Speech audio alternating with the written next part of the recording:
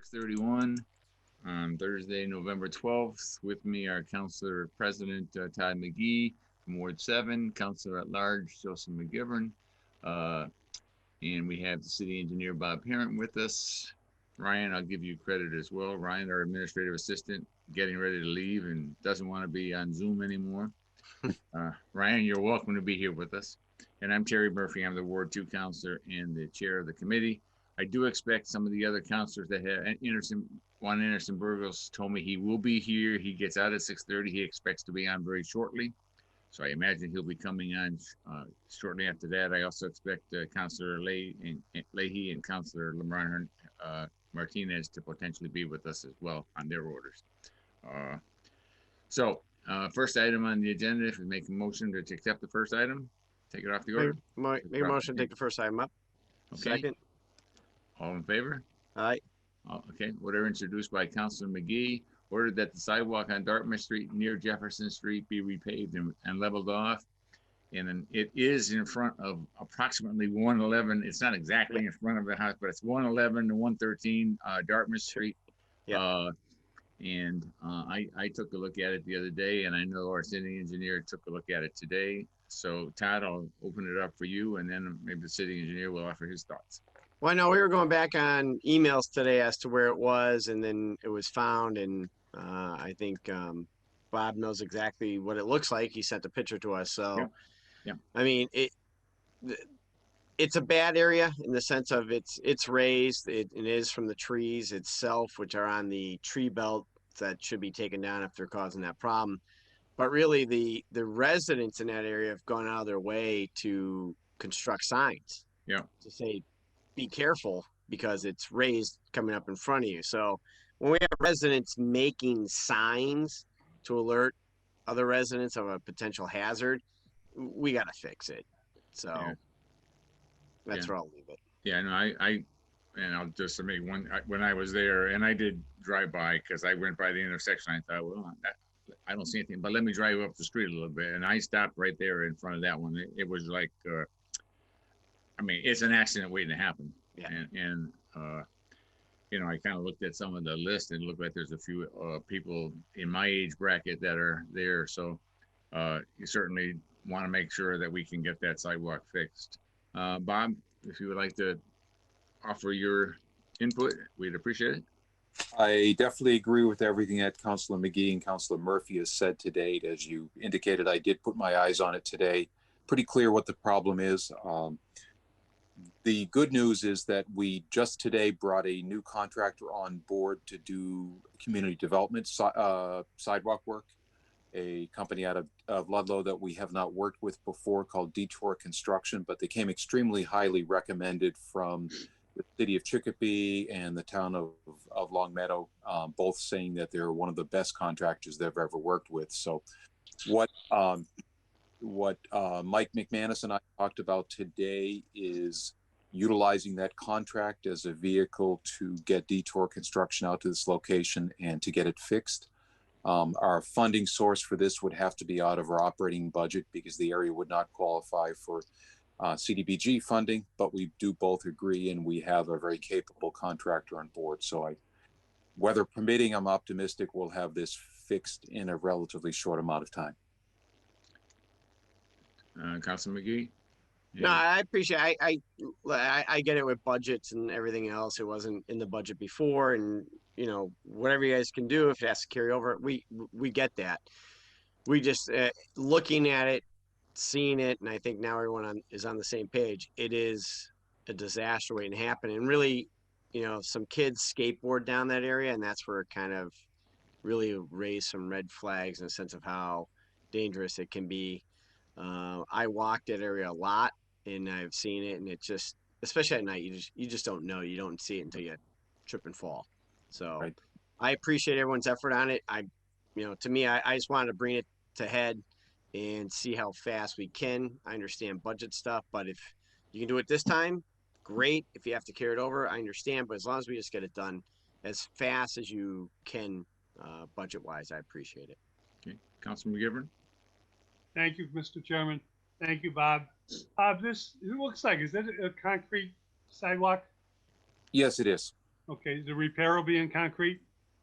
That's correct. Okay.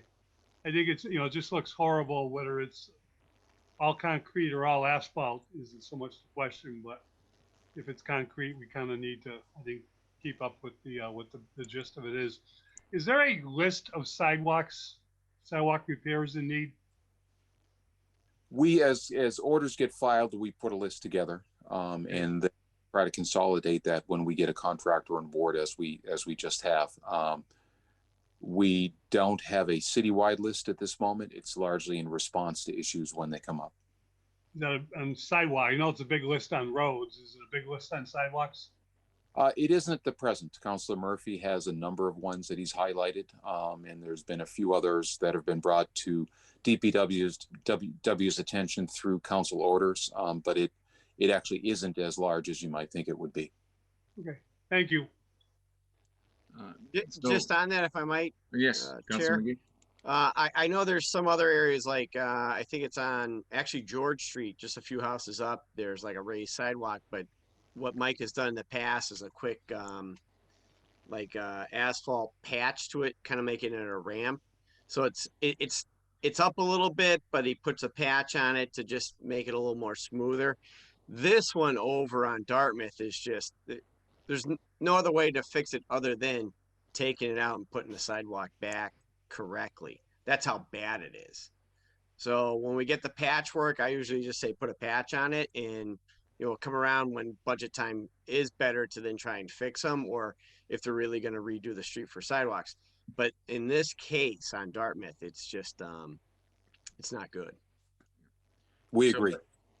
I mean, I think, and Bob, you correct me if I'm wrong here, but I think I heard the view that there's a good possibility we can get this remedied as long as we don't have a major snowstorm in the next 3 or 4 weeks. We have a good chance of getting this remedied prior to, say, Christmas. Absolutely. My game plan is before Monday, which gives me several working days, not just tomorrow, between now and Monday, is to measure it up, to figure out what it's going to cost the city, and then with the contractor to get it onto his list to prioritize. Yeah. And I think this, I mean, again, my view of it, it definitely needs to be a priority because it's an accident waiting to happen. And I didn't realize kids do their skateboarding on it, but if you try to even look at that, I'm just looking at it from a walking standpoint. It's very dangerous, and if it's dark and you're really going to be in a situation where you're going to trip one way going up and another way going down. And so if we can get it done, I think that would be, and I appreciate Bob, you going. I know I tried to rush you through this, and I apologize, but I like to move things along if I can. And I know Todd asked me to put this on the agenda, so I appreciate you and going out there and seeing it and seeing how serious it was. So I'll entertain a motion that the order that we met with the city engineer, and the expectation is that the sidewalk potentially will be repaired within the next couple of weeks. So motion that's complied with? Motion complied with, and then I'll report the other aspect, if that's okay. All right. I'll second that. All in favor? Or I'll make that motion. All right, you make that motion, okay. I'll second it. All right, there you go. All right, the order, make a motion, the order's been complied with. All in favor? Aye. Opposed? No? All right. Bob, thank you very much for that. Let me Thank just you. got my notes so I don't lose what I'm doing here.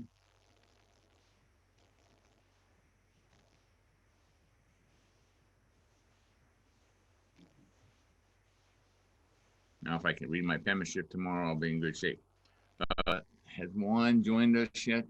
I Not see here. Jeffrey Trask is here. Yes. That's yes. about it. Okay. Hey, Jeffrey, welcome aboard. We're going to get to you shortly. If you don't mind, maybe I can go to, if we would suspend the rules. I want Juan to be here for the second and third order for sure, and also welcome Councilor Motion to suspend the rules on item 4. Second, Oh, Councilor okay. Bacon's here. Councilor Yep. Bacon just turned up. Okay, Councilor I've Bacon, been waiting. Thank you. and Mike McManus from the Superintendent of DPW has also joined us, and Jeff Trash, the Emergency Director for the city, and the Fire Commissioner has also joined us. Now we have the real Mike McManus. Well, we think. But the Yeah. odds are we do. I'm here. Only because Bob was pretending to be you, Mike. No, well, I'm sure he did a better job than I could do. Well, he ended up changing his name, so. So we had a motion to go to item 4, and it's been amended to suspend the rules. It's been all in favor? Aye. Aye, opposed, okay. Introduced by myself, it was ordered that the Public Safety Committee solicit councilor input for streets for which raised sidewalks might have significant impact on reducing speed and improving traffic safety. The goal would be to put a list together of city streets which need safety improvements and then seek funding to potentially make those improvements. One request would include the curved roadway on West Franklin Street, which is also an order above by Councilor Anderson-Burgos, as well as other requests which I had made on Main Street and Councilor McGee had made on Pleasant Street. Suggestions that I have received since then include crosswalks on Homestead Avenue, crosswalks on Whiting Farm Road, crosswalk on County Road, crosswalks on Westfield Road, crosswalks on Cherry Street, crosswalk on South Street by Elmwood Towers, one by the PVTA bus stop on South Street at Sav-a-lot, Westfield Road access from Blessed Sacrament School, which we did take up in ordinance the other day, so I think Council Bartley probably be okay with that as it is. Homestead Avenue near HCC's main gate and Bemis Road. Those are all suggestions that came in without a lot of specifics. But you know, I know Councilor Bacon had a few suggestions, so I'm gonna, if that would be all right with the committee, I'm gonna defer to Councilor Bacon to be able to offer her suggestions and her interest. And then Councilor McGee, I know you had a couple, so I'm gonna let you be second if you don't mind. Sure. No So problem. Councilor Bacon? Thank you, Chairman Murphy. So the main reason that you see the list that I put is because now for a number of years, I've been getting many complaints about high speeds of traffic on all of the main roads. And if you notice, each one that I listed is either a cut-through road, a very high volume traffic road, or an area that's well known probably to all of us relative to pedestrians and their concerns relative to traffic. We have the densely populated apartments on Whiting Farms, and we have increasing traffic out on County.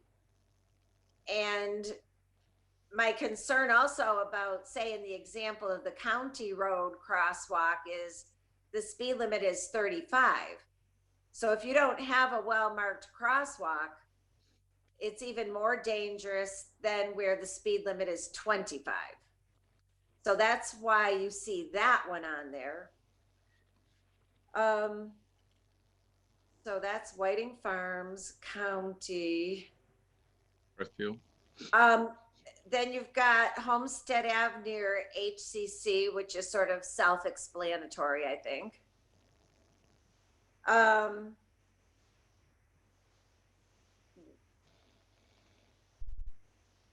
Westfield Road, I think that was relative to Blessed Sacrament that we took up in, I don't think that was a Ward 5 one. If I can. Although there is, so to the extent that they're on Westfield Road in Ward 5, the issue is the same on that road as it is on Whiting Farms. You know, you've got your pedestrian people going from one business area to a residential area and back and forth. Mhm. I would actually prefer they use buses because I think it's a lot safer, but that's, you know, that's an opinion. I think that pretty much covers it. I mean, I think from a safety point of view and a hopefully slowing of traffic point of view, it's a great idea. But, you know, as usual, there's the money concerns, right? But I think it's worth taking a look at, and maybe if we get a big list, then maybe bringing it down to like top 10 or top 5 or something like that, perhaps. And that would be the goal of the order, was to get all the information out, have the engineer and superintendent review. We know there's certain, obviously we're suggesting these things because of what we think are dangerous situations or potentially dangerous situations. And yeah, we're going to have to set priorities, but at least we can get the ball rolling so that maybe in a little while, in a few years, we really have taken care of many of those things. So, right. So I would be happy to try to be more specific and perhaps narrow it a little, if that would be helpful to the committee. That probably would be as you go along. I know you and I had talked about on Westfield Road near Vermont Street and Mare Track, which is the ball field. I think that's an area where you got kids, because they're very limited parking next to the field, and everybody parks on the side streets, and then it's kids that are under 10 and under that are playing on that field. And then they just go scampering across the street trying to go to their game. So, I mean, I think that's an area, when you take a look at it, Bob and Mike, that I think makes some sense, both because we're connecting to a park, but also because of the traffic flow there on Westfield Road. And most of the people that I see either do Vermont or Rhode Island, but I think more do Vermont than Rhode Island. So that would be a connector to the park, just as a suggestion. So I know you guys are jotting down notes as we talk, and I appreciate that. Right, and that's also the area where I've had ongoing concerns about the cars going down the hill there, where the way the lines are painted in the high speeds and ending up in people's front yards. So that could have a dual purpose, perhaps, there. No, Thank you for the reminder. Yeah, no, hey, and if we can slow them down, I know, and I'll get into this later on when we get into more discussion, but whatever we can do to help make it safer, and still have the traffic flow, I'm all in favor of that. Councilor McGivern, I'm going to get you in 1 second. I got Councilor McGee with his streets, and then I'm going to come back to Councilor McGivern. Thank you. You can go to Councilor McGivern. All right. Mine's already come up once before. I just added it to the list, so that's fine. Thank you. Councilor McGivern. Thank you, Councilor. Bob, I think I opened up the can of worms with raised sidewalks. And I know we had a good discussion about the project that included Heritage Street and the new street there, which is looking great. So far, the speed's been okay on Heritage Street, although I think it's an ideal situation down the road. And I realized the money ran out on the fund that was taking care of the project of Heritage, the White Street, and I forget the other street over by unemployment. But Front Street. thank you, Front Street. I was wondering, we've got, I believe, still in the works, a little bit ways out, maybe 2 years, a state project coming in for Maple and High Street, which is going to give us a major, well-needed overhaul of 2 of our busiest downtown commercial district streets. Would it be possible to talk about raised sidewalks in that project, and maybe even, if necessary, include Heritage Street? It's conceivable. The challenge we always run into on Mass DOT projects is the strategy of getting and retaining funding. That project right now is on, correct me if I'm wrong, Mike, on the tip, it's on the planned improvement program for 2022. Correct. It has a very tight budget to start with, and what happens, the project budgets increase because they don't ever go down, they only get larger. You end up many times having projects dropped off that because their values have escalated, and we're very fortunate almost double the level of funding for that project over the last couple of years. And whatever we do, we don't want to see it get dropped off the list or kicked down the list for another couple of years. So it's, yeah, it could be included, but it would come at a significant cost add, which would then potentially risk the ability to fund the project in the timeline that's currently slated to be funded, is the short answer. There's also the engineering aspect with these, that raised crosswalks do cause drainage issues. Drainage is important on these roads. And with these state projects, there's an enormous amount of engineering that goes into it. And with that enormous amount of engineering, there's a cost associated with it. So if we were to add these elevated crosswalks, raised crosswalks, even though the state could possibly fund it, the city would still have to fund the additional engineering associated with it.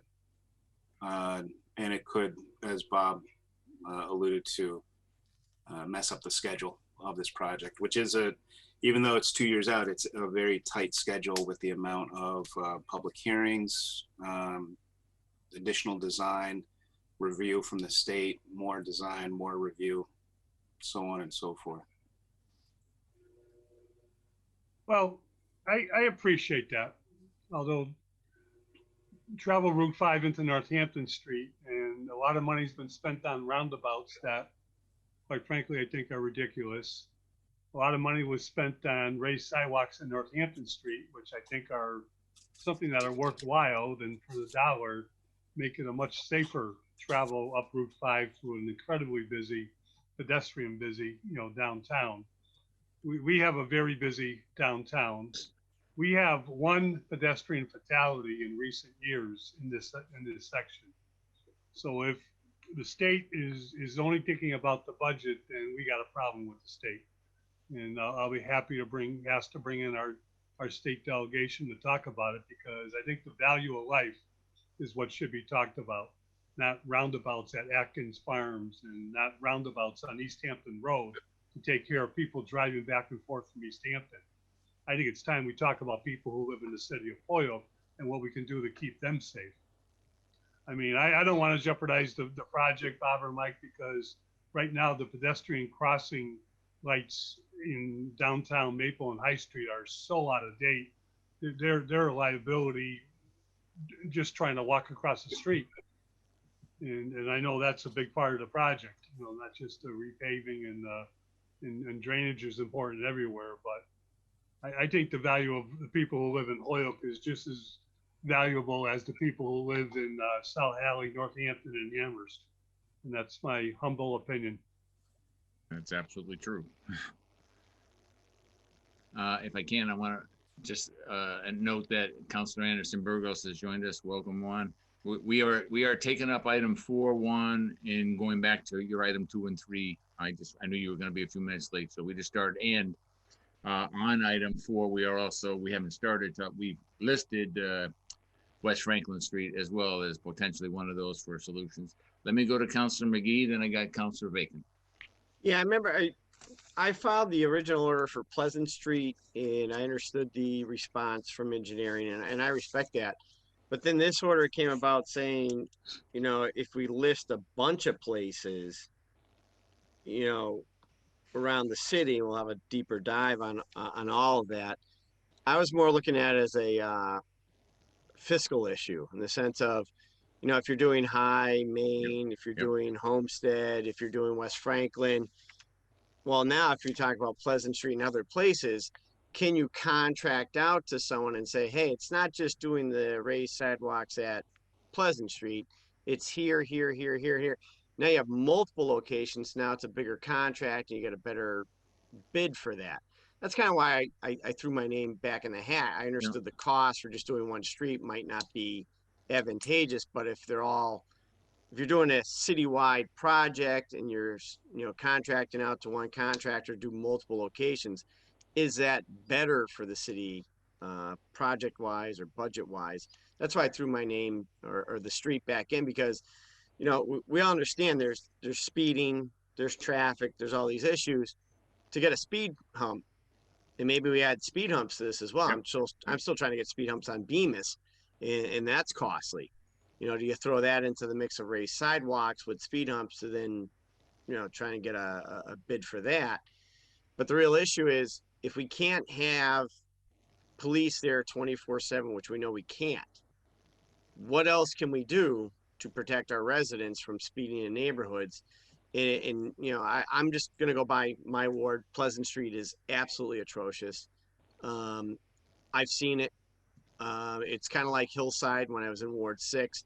People were flying through the stop signs, even UPS trucks, all the bad people. And it wasn't until like Donnie Welch, who came in as a police officer and a former city councilor, and started ticketing going through the stop sign. And he did so much in a month that it stopped. I mean, dead stop. It stopped. Then he retired. There's no more enforcement. If we're not going to get the enforcement, what else can we do? Raised sidewalks became very attractive because, especially for your street, Councilor Murphy, down by Dean, you know, would that help to slow down the traffic and make it safer for students, everyone else? That's kind of what I'm looking at. If I can't get the police presence 24/7, which we know we can't, what else can we do to make it safer, but at the same time, cost effective? And that's why I was thinking maybe if we do it as a big project throughout the city, kind of like the street lights, when we did the top 10 really nasty street lights, we went out and bonded for it and got a better cost. Would that help us here? I don't know. I'll defer to the experts, but that's what I was looking to do. No, those are valid points, and that was actually part of the thought of my order, that, you know, we have a potential of doing, maybe we do more and we solve more problems, then it also doesn't cost us quite as much per. Before I go to Councilor Bacon, could I just ask Mike or Bob what your thoughts are on the financial aspect that Councilor McGee just brought up? From an efficiency standpoint, I'll note that the pricing that were previously provided to the council is based on pricing we received for the South Holyoke Homes project. That's a $6+ million project. It doesn't have a major quantity of raised crosswalks, but it is a major project. So I do believe that those are competitive pricing. It's not as if we went out and asked a contractor to build just one raised crosswalk and have based the pricing on that. So within the constraint, or within the context of a large construction project, I believe that is competitive pricing. Okay. Mike, any thoughts on that? Are you all set with Bob, or? No, that was a good answer. Okay. Councilor Bacon? Thank you, Chairman Murphy. While we have Mike and Bob here, one of my questions on creating the list relative to raised crosswalks was, if the speed limit is above 25 or 30, or what would be the speed cutoff at which the raised crosswalk would be a reasonable consideration, considering some of the roads I'm thinking about have a speed limit of 35. And maybe this is the time where maybe it isn't for me to provide my commentary and opinions regarding the applicability of where raised crosswalks make sense and maybe where they don't make sense, because it kind of all ties together. Yep. And I guess I'd like to say I'm the person to blame or the person to credit for bringing the concept to Holyoke. I was the one that pushed for making it part of the South Holyoke Homes project. And in that case, I believe it's an ideal fit because we were working very hard to try to create a neighborhood going through a number, not just one type of traffic control measure, but a number of different traffic control measures that are intended to complement each other. Airing the roadway, putting in bump outs, putting in raised crosswalks where we have a high volume of pedestrian traffic going from one park facility to another park facility. In my opinion, and my opinion is my opinion, is that raised crosswalks fit best when they're part of an overall solution, that they're not a one-off, that they're not just a single raised crosswalk that's put in at a single location. Because to be honest, they're expensive, and if that's your intent, they function in that context exactly the same that a speed hump would. And a speed hump is a whole lot cheaper than a raised crosswalk. That said, one speed hump by itself, again, my opinion, isn't very effective in order to bring the rate of travel. One speed hump is more a pain in the neck. It may cause people to slow down right when they hit that speed hump, but they're likely going to speed right back up again, if not peel out and speed even faster to go over that one. So to be effective on something like that, you're typically looking at multiple measures, and those multiple measures then over a length of street can hopefully slow people down. So again, it's putting in one of these in any one location, my opinion, won't be very effective. Putting in multiples of speed humps or raised crosswalks, I believe, will be much more effective. So then you start taking a look at where do you have, for instance, if you're going to do raised crosswalks, where do you have the need for crosswalks that repeat themselves in a relatively short distance, if you know what I mean? That because, you know, if you have one crosswalk on the street and the street's 5 miles long, I don't think you get a whole lot done. But as I forget if it was Councilor McGee, but no, Councilor McGivern was talking about the High Maple project. As much as I don't want to see that project blown up because the project budget gets too high, you know, when you have a lot of cross streets and you've got sidewalks at every cross streets, that's likely a better fit.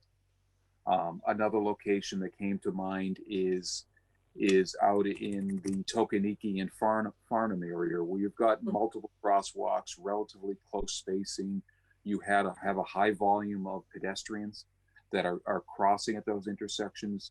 The investment that it takes starts to make a lot more sense, and I think they would be more effective, again, because you're not doing it just as a single thing that you think putting one crosswalk or putting one speed hump across the roadway is going to solve the problem, because I'm pretty confident it won't. But putting multiples, again, where there's the added need for safe pedestrian crossing and speed control starts to make a bit more sense. If you just speed control, speed humps are a third of the cost, if not less, of a raised crosswalk.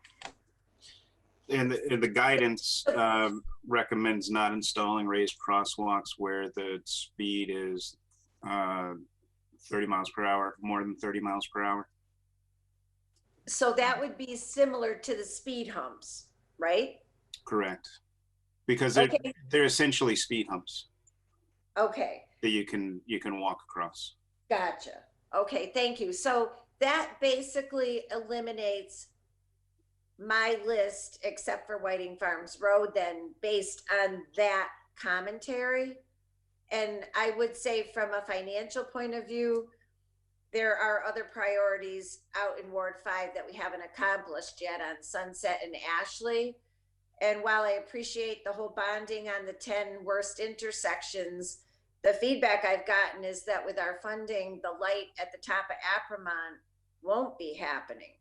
So that the hope of that bigger cost-effective project was that they would all happen, but I'm hearing that's not the case. So there are, I think, higher priorities out in Ward 5 from both the safety and speed and pedestrian point of view based on your commentary. So I'll happily have my list amended, Mr. Chairman. Okay, that would be fine. And so just if I can ask a couple of questions, and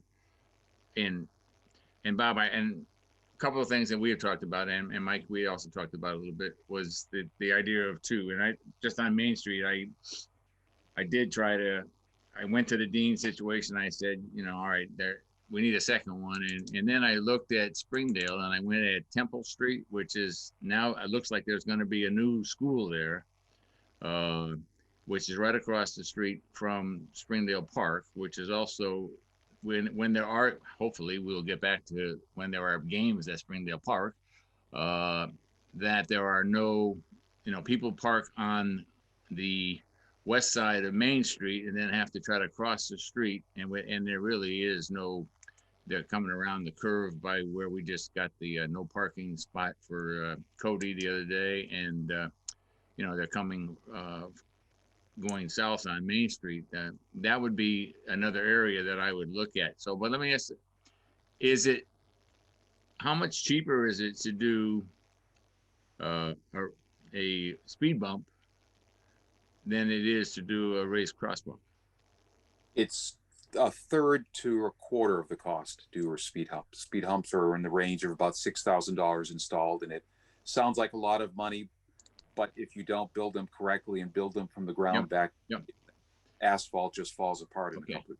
And I was also under the impression, and you correct me, I'm starting to think I'm wrong here. So I was under the impression that from a permit standpoint, we needed to get outside authority to do speed bumps, but we didn't need to get outside authority to do raised sidewalks. It's interesting. I expect that when the city ordinance were written relative to speed humps, raised crosswalks really had not been, not to say they didn't exist, but there was understanding of what they were and the potential benefits they create. They do, from a speed control standpoint, they have other benefits, but strictly from a speed control standpoint, they function exactly as a speed hump, as Mike indicated. In some cases, they're called speed trays, and that's a case where you effectively do the same thing, but you don't put a crosswalk across it. You basically have a large flat speed hump or speed tray. If you put a crosswalk across it, now becomes a raised crosswalk. But again, it's to create a need to slow down in order to be able to go across this device in the roadway, and then to do that at a frequent enough basis that drivers are encouraged to stay slow as opposed to right up again. Okay, so and I appreciate the update. And I was doing a lot of research since our last meeting and raised sidewalks, and everything you guys have said. I'm watching, I'm checking all your notes, but all this professionals literature I read is all saying the same thing you guys have said. So, but if you would, I would not mind trying to take a look at Temple Street in Dean and see if that would create two crosswalks, which would have some significant, certainly in the summer and fall, if we get rid of this virus, would have some significant traffic where kids have to run across the street, both from Dean School and then from the playground. I also would, and I'm going to ask Councilor Anderson-Burgos to offer his thoughts, but I looked at West Franklin, and I know West Franklin and St. Jerome is a major concern of Councilor Anderson-Burgos. And I then went up to Rowan Park in I think it's Chapman Street. And I thought, with your thought, Bob and Mike, about having two raised sidewalks, I thought there were two potential areas that could do two things: give people a chance to cross the street, both to go to a park and also just across the street from the, I guess it would be the south side of West Franklin to go to the north side of West Franklin, and would be relatively close and would certainly slow down. And Councilor Anderson-Burgos ordered in 3, which is having problems with trucks and everything else. But Councilor Anderson-Burgos, let me call on you here if that would be okay. Sure. Yeah. So West Franklin and Sargent run parallel, and when they meet the St. Jerome corner, well, actually, when West Franklin meets St. Jerome, that's a very dangerous part of the street. And then when St. Jerome meets, I think it's right after Sargent, Sargent, when you're driving down Sargent, right after St. Jerome, there's another corner there. There's a barber shop. That's another dangerous corner. So it seems like when these two streets, they're running parallel, the way it curves, there's a lot of accidents in those areas. I mean, there was a child that died, a young man that died on West Franklin several years back. This is before my tenure. So, and it's a very dangerous section, and we need to address these. It's not getting any better. Cars seem to be cutting through here much more frequently, and they're cutting through here fast. And if you're not from this area, you would know that that corner there is a very dangerous corner, and you need to slow down. But they're not slowing down because they're not from the area, because they're just cutting through. And I mean, we would love to put something together so that we can address this issue before it becomes fatal. Yep. Any thoughts, that they can, any help, please? So we are looking at West Franklin and Sargent as a corridor, and these intersections. We've done some data collection. We haven't gotten into the analysis portion of that. But I agree with you that that bend in both West Franklin and Sargent is a very sharp bend, and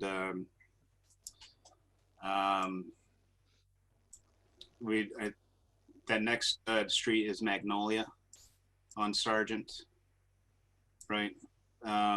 So with St. Jerome, I think there's a four-way stop with Sargent in St. Jerome. But if we have a little bit more time to thoroughly look at those two streets as a corridor from Northampton down to Beach, we'd appreciate it. Yeah. Yeah, Another thing to consider with raised crosswalks, as well as speed humps, is the noise associated with them.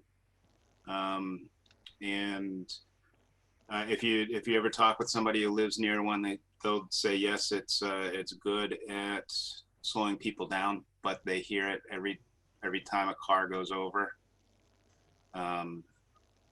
It does make a noise. So. Or, a landscaper with a landscaping trailer, and it bounces over the speed hump and just makes a huge racket. Yeah. With certain vehicles. But I mean, that would, if I can, Councilor Anderson-Burgos, if you don't mind, just say, I mean, one of the other things, and I think, all the literature I saw basically said if you've got, and it's sort of related to what we talked about at Blessed Sacrament, 500, or one of the places we talked about the other day, Michael, where it was 500 trips a day. I think you were talking 500 trips an hour, right? 500 trips per hour for a four-way stop. Okay. So I know when the literature I saw was before you would consider doing this, there would be 500 trips, and that you would note that the speed that the average person was going was in excess of 5 to 10 miles past the speed limit. And I'm willing to bet you when you go to West Franklin, there's no doubt in my mind, they're not close to 5 or 10. They're probably more like 10 to 20 above what the speed limit is. And part of that, I think, is because 391 and people go right up there, and that's their way of getting out or getting in or getting onto 391.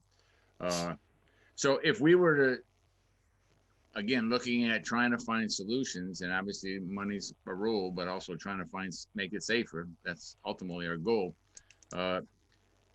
Would it be quicker? Obviously, it'd be less expensive. Would it be quicker and easier to go and put speed humps?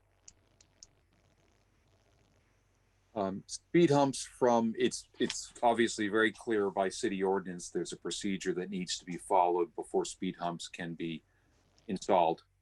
I would have the opinion that process should also be followed for raised crosswalks, because they function as a speed hump, although the city ordinances that the word raised crosswalk doesn't exist in the city ordinance. So somebody may interpret that, no, there isn't the same procedure that applies. Okay, and is the procedure a petition procedure? It's typically resident initiated, correct. Goes through, we then will do it, and Mike can jump in anywhere along the way and correct me if I get this incorrect. We put speed humps in on a temporary basis. We measure the effect that they have, because we don't want to go to the expense of putting in the law. Right. If they don't have an effect. And then there's a need for a public hearing that is held. And then the council, whichever council committee, the last one that we did for Bemis was the ordinance committee, receives the feedback of the residents at the public hearing, and then takes that feedback and makes a decision going forward. Okay, and when we discussed Bemis, was that based on a petition? I thought Yeah. that No, was Bemis was a petition. okay. And was that something you put together, Todd, or The residents were able to gather up enough signatures to allow for speed humps to be put in. yeah. Do you know how many that requires? I don't know off the top of my head, but they had the required signatures. Okay. Okay, so if it would be okay with everybody, unless someone else, Linda, did you still have more comment? Councilor Bacon? You're all set? I'm all set. Thank you. Okay. What I would suggest is that, you know, I do ask Bob and Mike to take a look at the streets that we've been talking about and, you know, check out the traffic flow. And we know this is not going to be done tomorrow, but check out the traffic flow. Let us know what you think is possible. And then if the speed hump is the recommendation, then we should try to, like, myself or Councilor Anderson-Burgos or Councilor Bacon or Councilor McGee can try to get another petition so that we can go forward with that process if that's the best option available. But we need to do, these are all streets that have the potential for a fatality because of excess speeding, but also just because of the volume of traffic and pedestrian traffic, especially near the park. So the ordinance for speed humps, the petition needs to be signed by at least 2/3 of the property owners or 2/3 of the registered voters within the impacted segment of a proposed speed hump street. And what would be considered the impacted segment might be? The impacted segment, at least for the public hearing, is all property owners within a 300-foot radius. Okay. So basically, like trying to get a special permit for zone change that we talked about the other day. So 300 feet. So for purposes of this section, the impacted segment shall mean 300 feet to either side of the zone proposed. Okay. For the location of the humps. So if you have more than one speed hump, it would be 300 feet on each side. Okay. Or to the nearest fully signalized intersection or end of the street in that direction, whichever comes first. Okay, thank you. And one last question. So I know raised sidewalks, we talked about needing 2 to really have an impact. Is that the same thing with speed humps? Generally, yes. Okay. And with speed humps, you want a traffic count of less than 4,000 vehicles per day. Of less than? Less than, yeah. Otherwise, it's too many vehicles going over the hump. So what would be the options if that's not, so we're talking like a heavily trafficked area where we got people speeding and we got excessive traffic, and yet that's where we can't take this. So if we got a petition together and then you did a survey and the survey said we got 4,500 trips a day, then the speed hump would be ineligible? Correct. Is that by state or is that by city? That's the city ordinance, but the ordinance was most likely developed off of federal highway guidelines and other safety guidelines. Okay. So if, like, let's say there's a petition for these out on County Road, I would hazard to guess that there's more than 4,000 vehicles per day on County Road.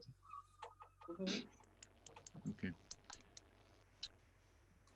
So I would, if it's all right with the committee, I'd entertain a motion that the order has been complied with and that we will ask the superintendent and the engineer to make recommendations as to what would be the best alternative and where those alternatives should be.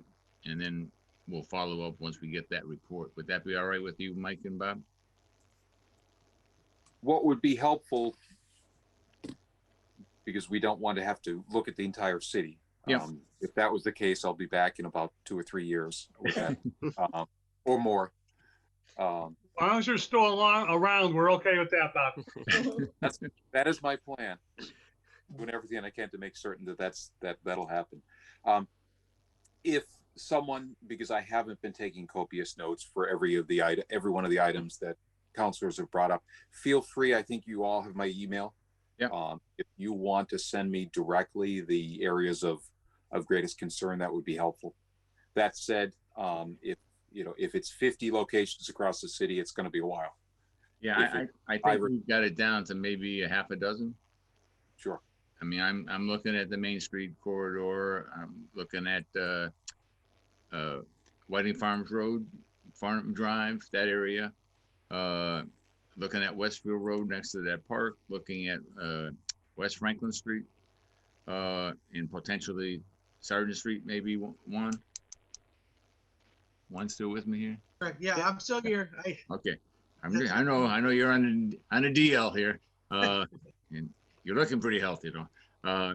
So that's pretty much what and then we had, and I do think potentially the South Street recommendation of Councilor Bartley also makes some sense to take a look at the bus stop, because people are walking across, and I don't know what that would do in terms of, my gut, that would have to be a walking thing and not a speed bump, but I don't know. But again, you look at that and also at Elmwood Towers. At Elmwood Towers on South Street? Yeah. There's a traffic signal there. Yeah, my gut is he's suggesting it because it's not used by the elderly, and they don't. Again, I don't think Councilor Bartley was able to make it tonight. So, but if we could, let me talk to Councilor Bartley, and I'll get a further update on that, Mike. Okay. But if we can look at those and just, from a traffic standpoint, from a safety standpoint, and then, if we can just recommend if we were to do anything, speed bump would be better. This may be a case where a raised sidewalk makes more sense because of the number of pedestrians crossing or whatever the case might be. So I'll entertain a motion that the order has been complied with, that we will ask the superintendent and the engineer to report back. If I said April 1st, would that be a possibility? Sure. Okay, so I'll make that motion. Okay, motion is made that the order's been complied with. We expect and asking for a April 1 report. Councilor McGivern seconded. All in favor? Aye. Opposed? Wait, did you say April 1st? What's that? Did you say April 1st? Am I saying I go first? No, April 1st. April 1st, yeah. I'm not fooling around either. And I'm not fooling around either. But that's my birthday. Oh, well, see, it's an honor of you that I did this. I picked April 1st for a valid reason, one. So now if we can go back to the regular agenda, if we can go back to item 2. Made a motion, move to the table. Okay. Second. All in favor? Aye. Aye. Introduced by Anderson-Burgos, Greaney, and Leahy. Ordered that the sidewalk on the southeast corner of the intersection of St. Jerome and Dwight be repaired. It's particular concern because it has been a recurrent safety issue for a child with a disability that lives near the intersection. Councilor Anderson-Burgos, is your order? Yeah, so I had the mother of the child. Actually, he's a man, but he's autistic, and so she spent a lot of money. Her driveway is actually located on St. Jerome. She spent a lot of money on the driveway so that there were less incidents. But walking out of the driveway and onto the sidewalk, he tends to walk a lot, and he's been falling a lot. And she's just scared, that he's gonna get really seriously hurt. So when I took a look, I drove down and took some pictures, I could see what she was referring to, and they look like they're in despair. The sidewalk, the whole corner from Greg and Adams, right around the whole property, right there. Okay. Councilor Anderson-Burgos did send me some pictures, and a lot of it looks to me like there's just parts of it that the grass has come up through it, and my gut is that's potentially where the imbalance and tripping has taken place. But Bob or Mike, were either you have a chance to take a look? I did take a look today, and it's helpful to have a bit more information that Councilor Anderson-Burgos provided. The order, as I read it, seemed to be focused just on the corner itself, but it's pretty clear that the concern extends beyond the corner. Perhaps the whole stretch of sidewalk along there. So I'm looking at it in street view now as I speak, and I do see that there certainly are some pretty deficient sidewalks in those areas. I did reach out, and I haven't got a response back yet, but I reached out to community development today to see if that section would be eligible for CDBG funding, which obviously the funding much easier. I haven't got a response back, but once I do, it's a very similar answer to the previous one. If we're now looking at more than just the street corner, I'm going to be less able to say with any reliability that we could get it done this fall. If we're looking at, it appears to be, could be 100 feet of sidewalk or so that's in fairly poor shape along Dwight Street, if that's the concern.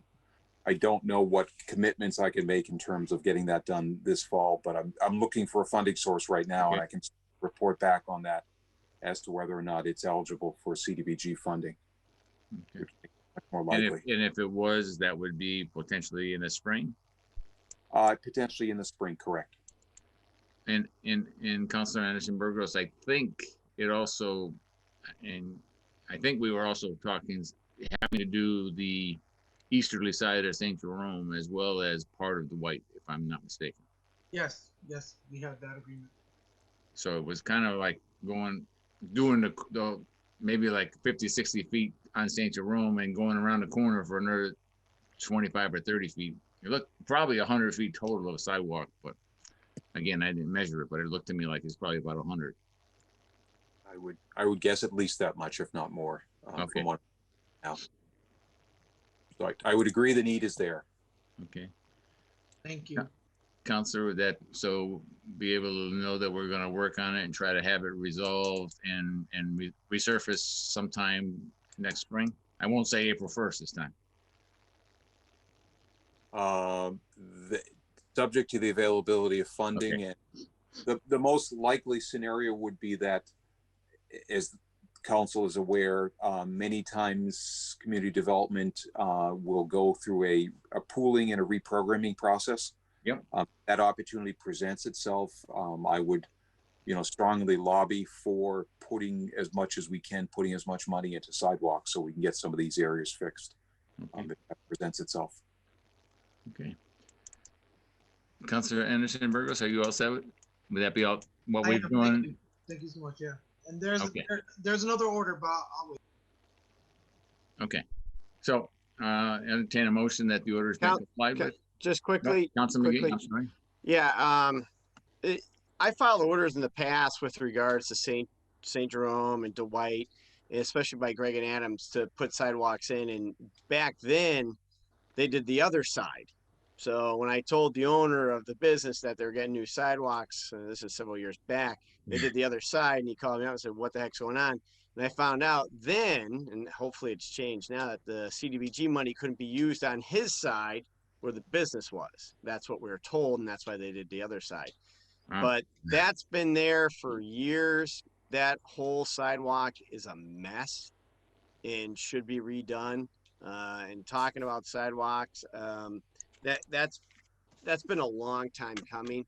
So I'd be more than happy to support any type of action to get that done, because it's awful. It's unsafe.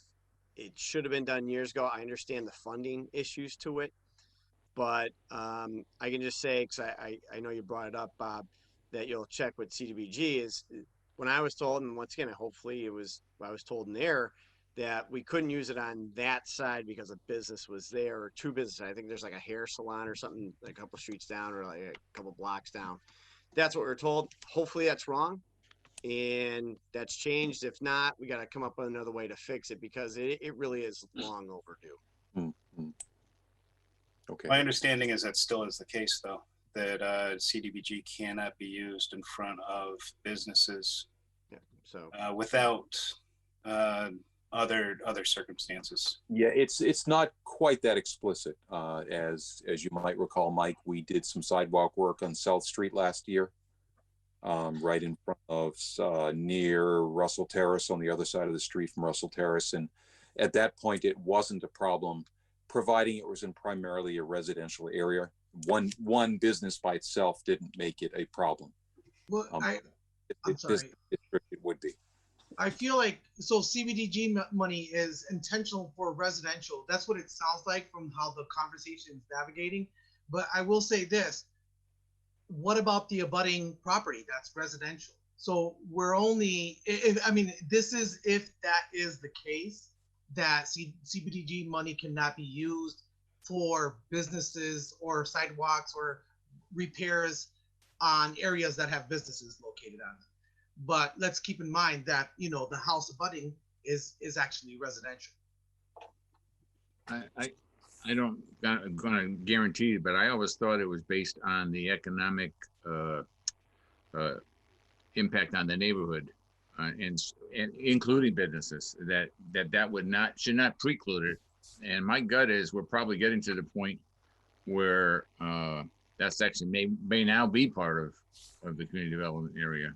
May not have been a few years ago, but it may be now.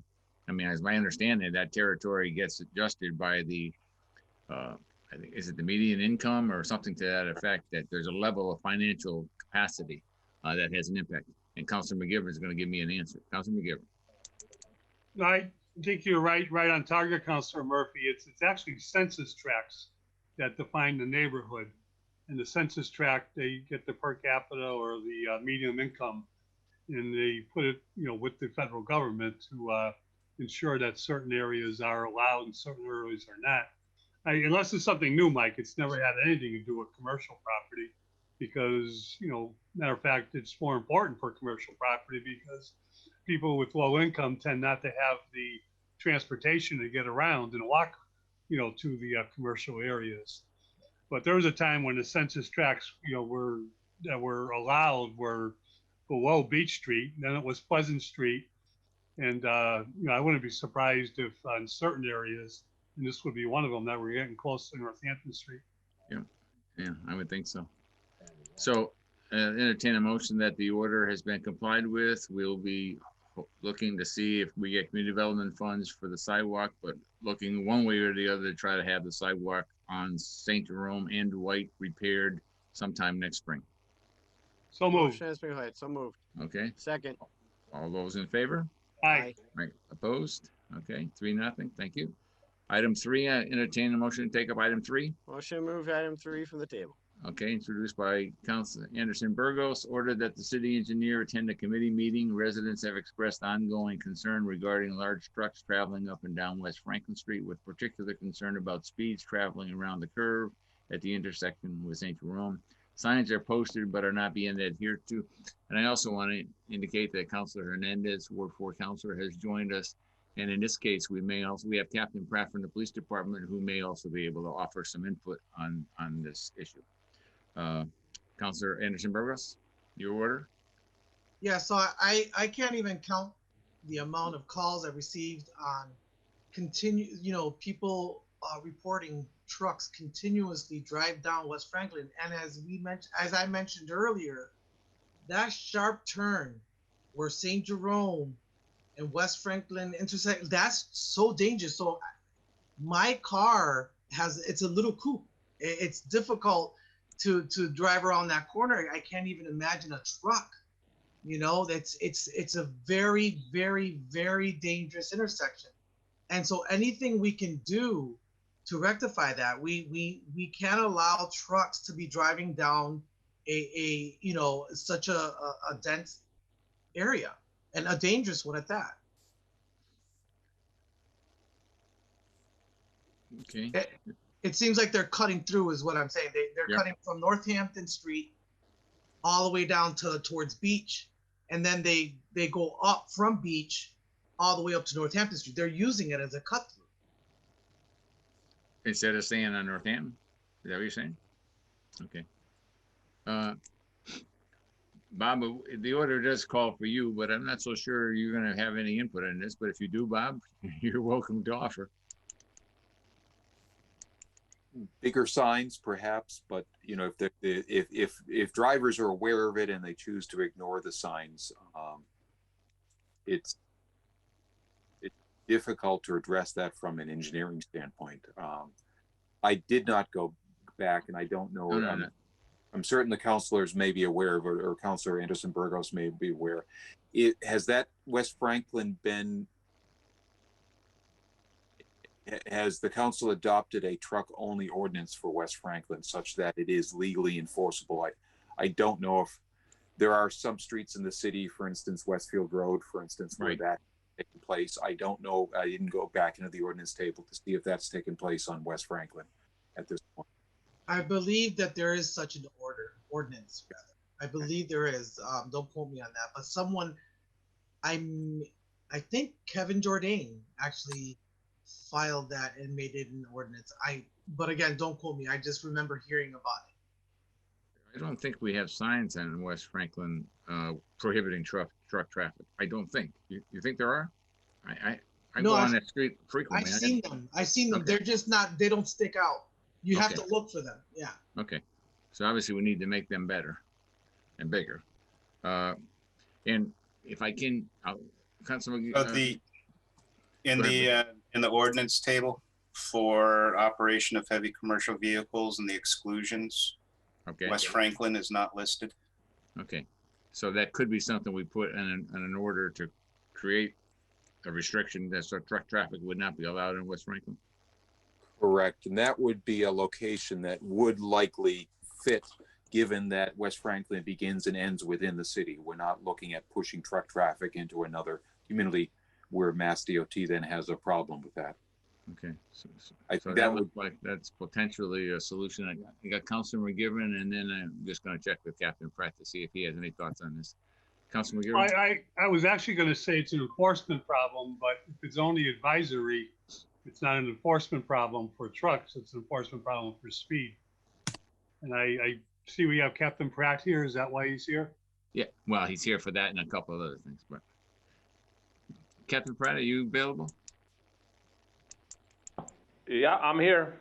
Okay, so obviously you're hearing the conversations about the potential of, and we have speeding there for other things, but obviously in this case, Anderson-Burgos concern is with trucks speeding down on West Franklin Street as well. And just wondering, I mean, if we could put any kind of attempt to kind of make it more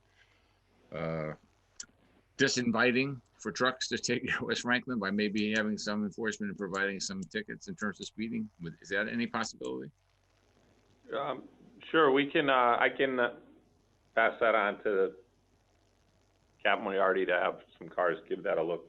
Okay, because I think if we started giving tickets beyond the signs, Councilor Anderson-Burgos, start giving tickets, and they know that if they're going down there, they're going to have to pay the price. We may deter them by doing that as well. So that might be a two-pronged solution. File the order to have no truck traffic allowed, and then also we try to have the police department do a little more enforcement with trucks speeding down West Franklin, so that we can have a double approach to solving it.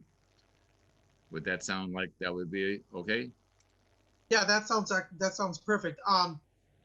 But let me ask, if there's an ordinance in place saying there shall be no trucks driving down this area, doesn't that require handing them a ticket as well for violating that ordinance?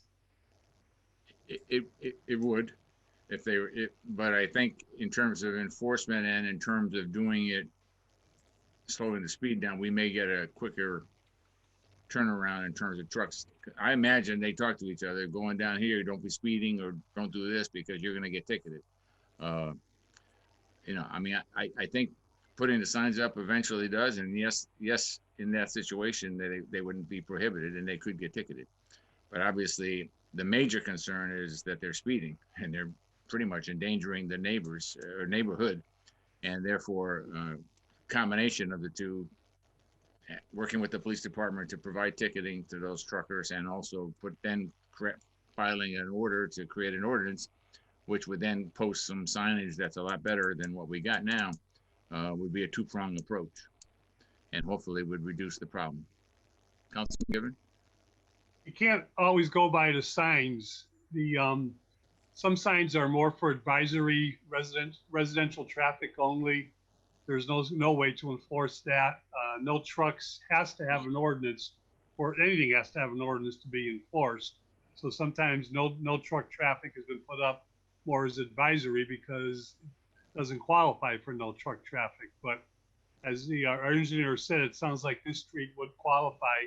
There certainly are alternate routes, so the trucks will just jump over to Sargent Street 1, and you can take care of listening to all the people who live on Sargent Street. No, this is going to apply to West Franklin and Sargent. I'm thinking ahead. Thank you, Joe. You're not going to get it on Sargent. But there are a lot of yellow signs out there. Yellow signs are only advisory. And a lot of people see them and they think they see an advisory sign at 20 miles per hour. They think that's the speed limit. It's not. It's if it's in white, the speed limit is by ordinance. If it's in yellow, it's by suggestion. Well, I think we sometimes forget that and send confusing messages to people who travel our streets, especially from out of town. Thank you. So what, go ahead, Mike. With truck exclusions, they're governed by Mass General Law, Chapter 85, and then this is a 2006 amendment to that Manual of Uniform Traffic Control Devices, the MUTCD, and there's certain criteria to have a truck exclusion. One is there's at least 5% heavy commercial vehicles on the road. The heavy wheel loads will result in deterioration of the roadway, and that the land use is primarily residential. And the municipality is requesting exclusion only during hours of darkness. So I think that's why on Dartmouth Street, where we have the truck exclusion, it is from sunset to sunrise. I don't think you can have an outright ban on heavy commercial vehicles on roadways of the Commonwealth. Okay. Okay, so at this point then, Councilor Anderson-Burgos, it looks like our best bet is to have the police enforcing and trying to provide tickets and trying to discouraging trucks from going down there. Mike, if you can just research if there's any alternative in terms of how we can do that, in terms of restrictions, and let Councilor Anderson-Burgos know, then we can move forward if there's a way to move forward. Sure. West Franklin Street does have a de facto speed limit. So it's not, where we have the 25 miles per hour speed limit citywide. Yeah. In residential areas. In order to enforce those speed limits, you have to verify that the vehicle's traveling above that speed for a certain distance. Okay. West Franklin, it has a hard speed limit. So a cop with a radar gun could be sitting there and seeing if somebody's going above, 30 miles an hour where the speed limit's 30 miles an hour, or 25 miles an hour where the speed limit's 25 miles per hour. That's sufficient to write a ticket. Okay. So we got enough. If they're speeding, we can ticket them for sure. Yeah, it's much easier to get them for speeding than it is to set up a truck exclusion. Okay. So if it's all right, during daylight hours. Okay.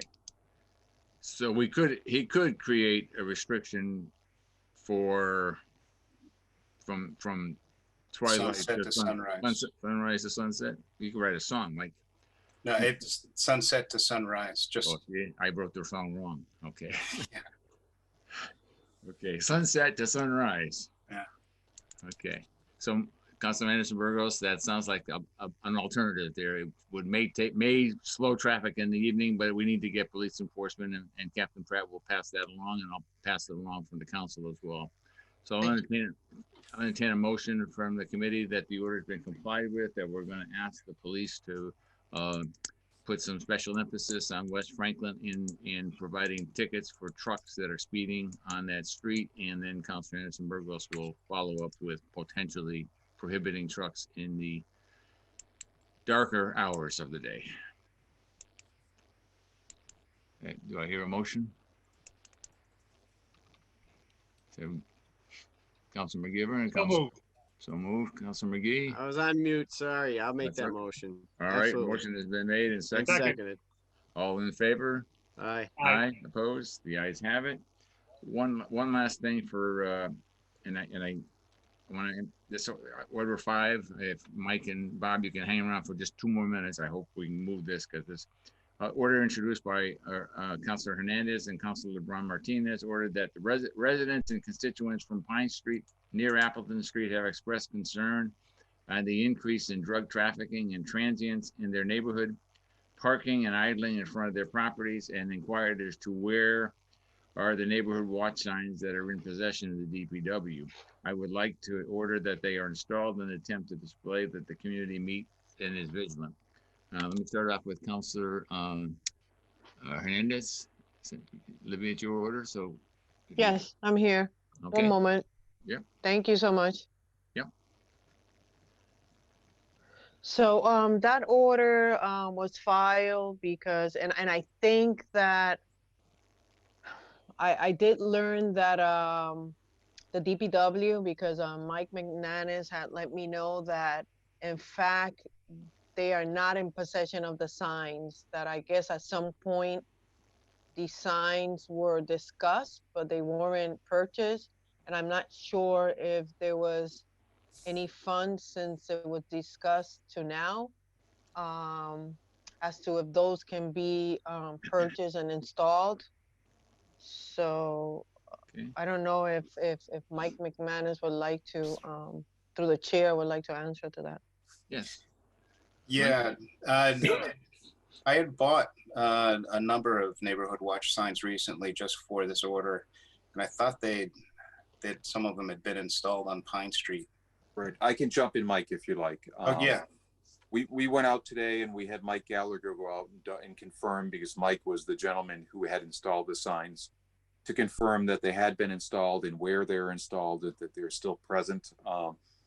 And what Mike confirmed to me, that there are currently neighborhood watch signs in place at Elm at Appleton, Elm at Essex, Essex between Elm and Walnut at Elm, and Walnut at Appleton.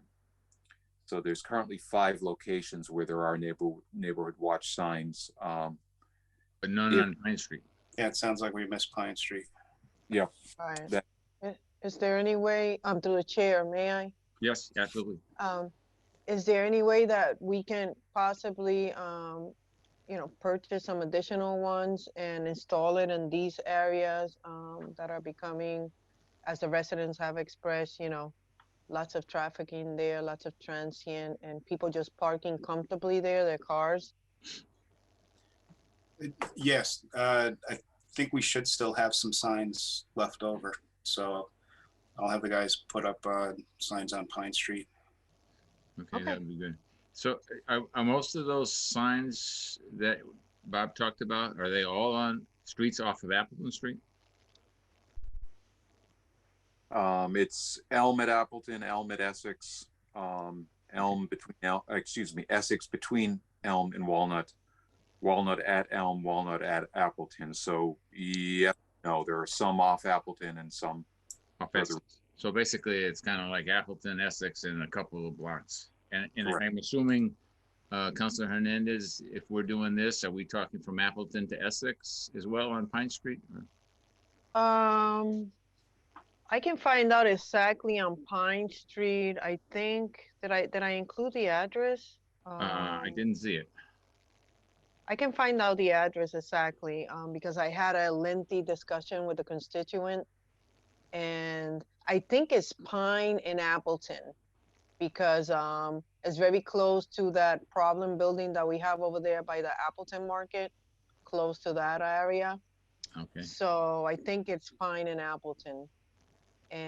But I can double check, but that's where everybody, it's kind of parking. She just recently reached out to me again, so I'm going Okay. to be following up with her, so I'll find out. Okay, and obviously, if we can do them a little bit more and encourage more residents to be invited. And let me just, while we're at it, if it's okay with you, Councilor Hernandez, I do have an order in. I would love to be able to get the coordinators or anyone that's involved in the neighborhood watch programs to be able to, let us to meet with the Public Safety Committee and kind of go over, what they've seen be successful, what they would like to see improved, to see if we can't connect them on a more affirmative basis, and make sure that they're connected, feeling comfortable with their connections to the police or the DPW or whatever else the situation might be.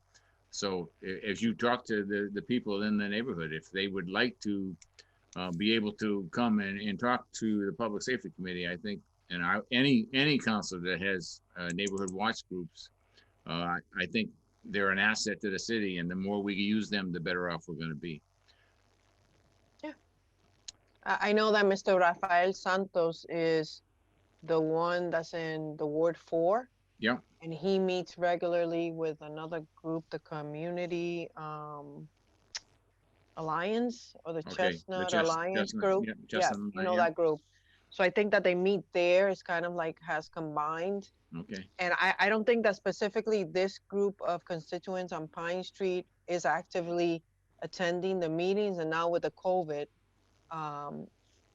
everything is done through Zoom, and not everybody has, but yes, I can encourage that type of conversation to take place as we move forward. Yeah, and if they'd ever like to, they just let me know and give me the contacts, and we'll have a meeting with them so that they can come and offer their interest, their concerns, what they think has been successful, and what they think we need to do better. Councilor Hernandez, you're okay with? I mean, we'll expect that the order has been complied with. The DPW will be installing in coordination with you the signage.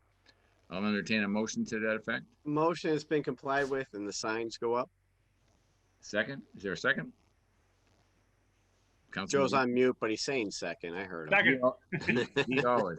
Okay, motion is made and seconded. All in favor? Aye. Opposed? Okay. Thank you for that, and thank you, Mike and Bob. I think in terms of DPW issues, I think you guys are set. I put you up first. I tried to move you, but it took a little longer than I thought. Thank you. Thank you very much. I know you were asking, and I appreciate your willingness to come. And those other orders that we talked about, I'll be doing those in December. Thank you. Thank you both. Yep. Goodbye. Make a motion. We take up item 6. Thank you, guys. Okay. All in favor? Aye. Introduced by Councilor. And we have Jeff Trask, who is the Emergency Management Director, who's been willing to come in. I thought Councilor Leahy was going to try to come, but I don't see him unless I'm missing him. Councilor Leahy, are you there by any chance and I'm not seeing you? I don't think so. But Mr. Trask, if you would be yeah, sure. Yeah, sure, no problem. So can you hang on for 1 second, Jeff? I think no problem. Hernandez had a point. Councilor Hernandez? Yes, no, I just wanted to ask you, is this all that is involved that I filed in this night? Yes. Was that the only item? The other two I'm gonna take up in December. Okay, thank you. Because I wanted to make sure I had everybody there, and I didn't have that when I had to file it. So, but I had this one down, so, and I knew that DPW were coming. So. Thank you so much. Have a good night. All right, thank you, Olivia. Okay, Mr. Trask, no problem. Thank you for attending, and you've heard the order, and obviously you're the key person, we think. Oh, yeah, no problem. So just to kind of go over my understanding of what the order is really just to come up with what does that response framework look like? Should there be an emergency at City Hall? Kind of an all hazards, right? Doesn't matter really what the emergency is. We just want to make sure that we have proper procedures. So I think there's 3 different parts of this. So there's the pre-planning, which is, working with police and fire and working with the HR department over at City Hall just to ensure that the occupants of City Hall, whether it be the full-time occupants, Monday through Friday, 9 to 5, or the the transient occupants, right, which would be like your your city councilors when they have their meetings at night, right, other meetings that happen in the evening, just to make sure that they're aware of simple things like for fire evacuation, right, how to exit the building in a timely and safe manner, just to know basics, especially during the day, should there be some sort of a violent intruder, right, or even a workplace violence incident, just knowing kind of how to respond in advance of those incidents. They use the term run, hide, fight, right? So run if you can run, hide if you can't run, fight if you have no other option, right? So there's a lot of pre-planning and training that can occur for the folks that use the City Hall on a regular basis. The initial response once an incident happens is owned by either the fire department or the police department, depending on the nature of the emergency. So ensuring that the occupants of City Hall know how to engage those resources as quickly as possible. Okay. And then, once that initial response is over, you get into the recovery piece, which is, okay, well, what do we do from here, right? Like, how do we get back to work? How do we get back to business? How do we get the city services back up online? So that's really the what they call the business continuity side, right? How do over the past couple of months, we've kind of been testing that by having a number of folks working remotely, right? So those are kind of the three phases, right? So you got the pre-planning, the actual incident response, and then you have the business recovery side of it. What I would recommend is I really don't want to go into many tactics, over a public meeting. Nope. But definitely something that we can sit down, police, fire, myself, and we can come up with a plan that speaks to each one of those phases and make sure that it's spelled out, and then provide those plans to the council for their review and comment. Okay. Can I ask a question? And sure. Again, that's fine. And let me also welcome Chief Preskopowski from the fire department. Thank you, Jeff. Both in turn, and the order is specific to the City Hall and City Hall Annex, but I also wonder, just in general, in any city building, I mean, how do we, or how have we up to now, or have we had any, if you will, for lack of a better word, drills on what someone should do in certain circumstances, or is this initial planning stage? So, Chief Preskopowski, do you want to address the fire drill side of that? So I can address the fire drill part of that. So most facilities have plans drawn up. They draw their plans up. There's people within the buildings that facilitate this kind of action, and they draw up these plans, and the fire department or the police department, depending on the nature of the drill, will come in and drill their plan. The police department and the fire department aren't in the business of writing plans for facilities. Okay. It's the facilities mandate to come up with their own plan, and they know their building better than anyone. And we come in and drill that. Now, on the fire department side, we certainly can come in and help out, drafting that initial plan. We certainly can come out and help out with fire drill and or evacuation planning when it comes to City Hall and the annex. That's not a problem at all. But it does take an effort within the building. It does take personnel who work within the building to formalize that plan and put it down on paper, and then drill that plan over time. So yeah, and Chief's right on that, because I can speak to it from the private sector side. Working over at the ISO, fire departments in there all the time. Assisting with development of plans and exercising those plans. So they've been a great partner when it comes to aiding and assisting businesses within the community. The same would be true for City Hall, right? So, they're going to help, and they're going to develop, help us develop plans. They're going to discuss their response tactics with us, so that whatever plan is developed for the City Hall annex other buildings, is in sync with those response plans. I'm really a big proponent of the preparedness training and employee training.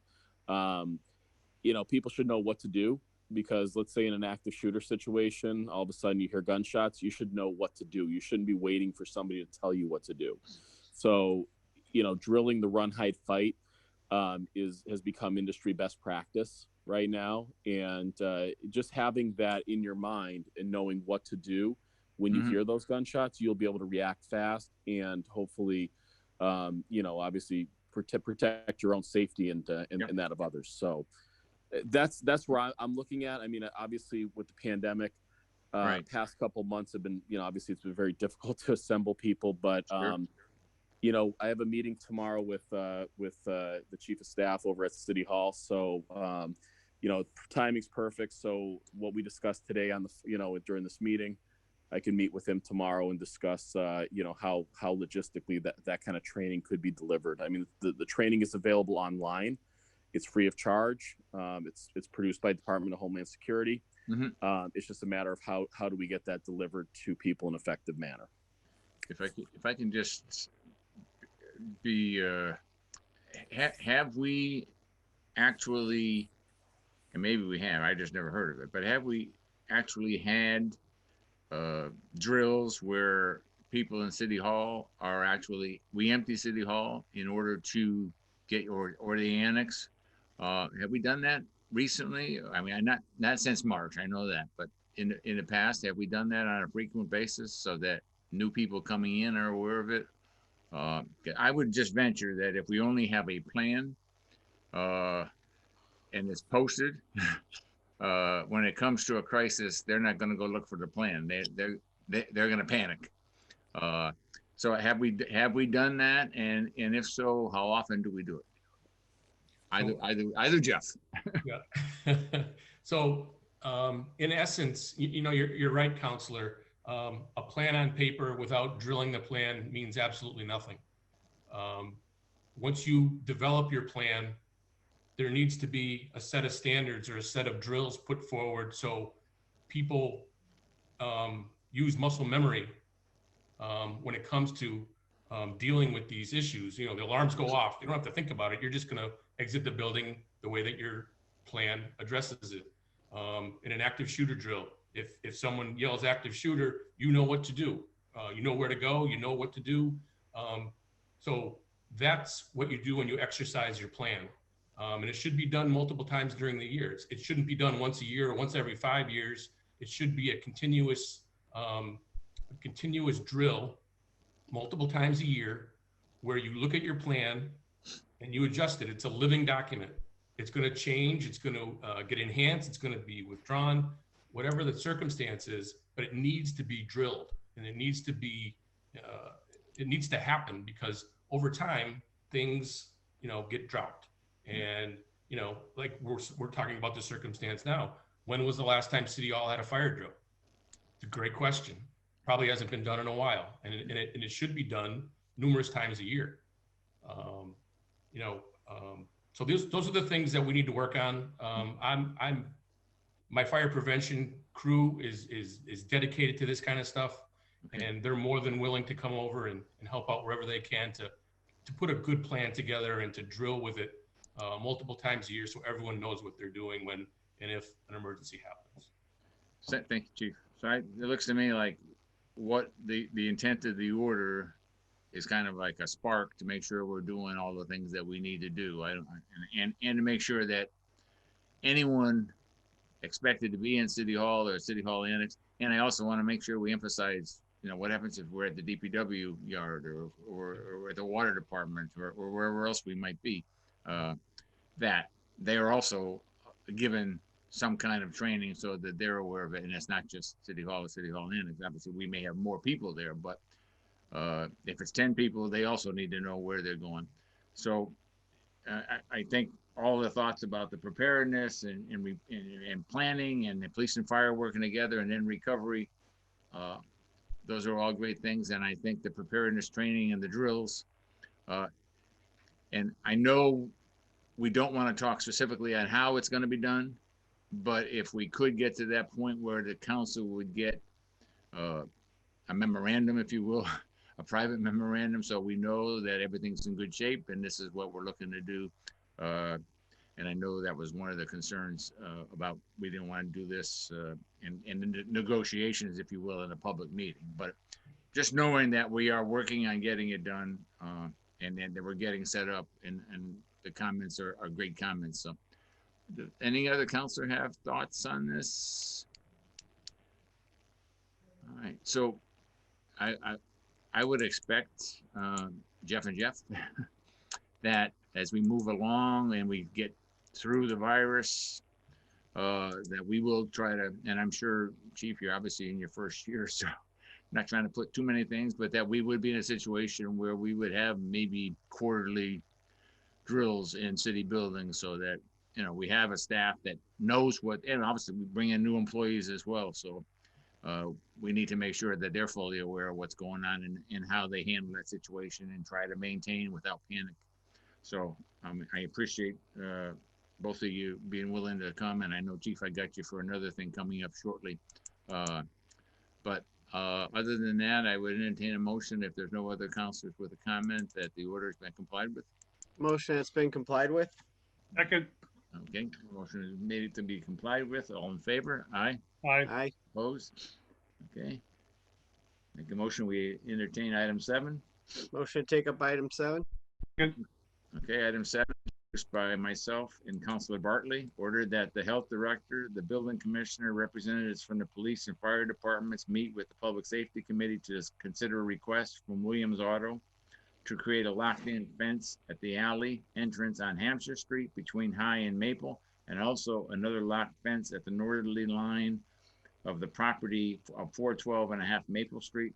This is needed both to prevent illegal drug activity and excessive littering in the alleyway. Currently, trash has been dumped in the alley and needles are consistently left there as well. You know, I met with, and we do have Scott Williams from Williams Auto with us. I did invite the owner of 412.5 Maple Street. He thought he might be able to make it, but so far he hasn't come on. But he is also met with us in the alley.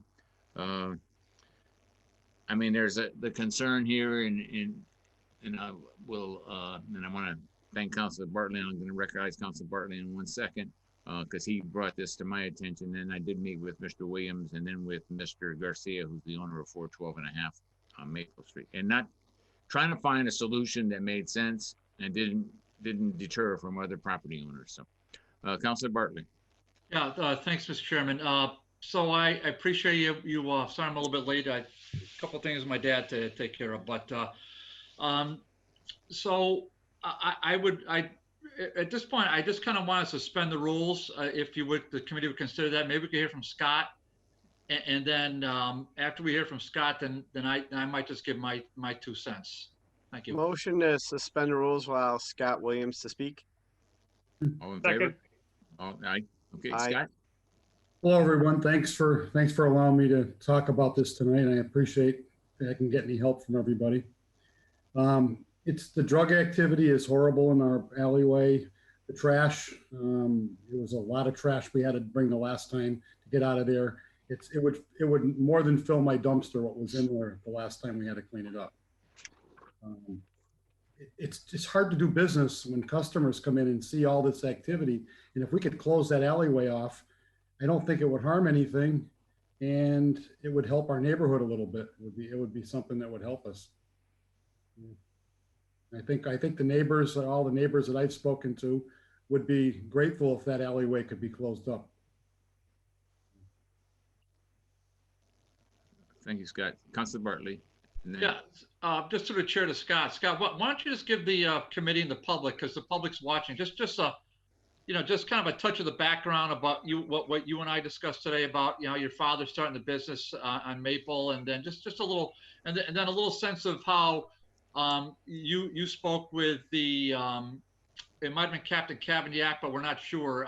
You weren't sure who it was about what the captain's vision was, HFD's vision was about putting the, for lack of a better term, the lock boxes kind of on on the north side and the south side of the fence. So if you just talk about the background of Williams Auto and then maybe the current idea about the HFD, that'd be great.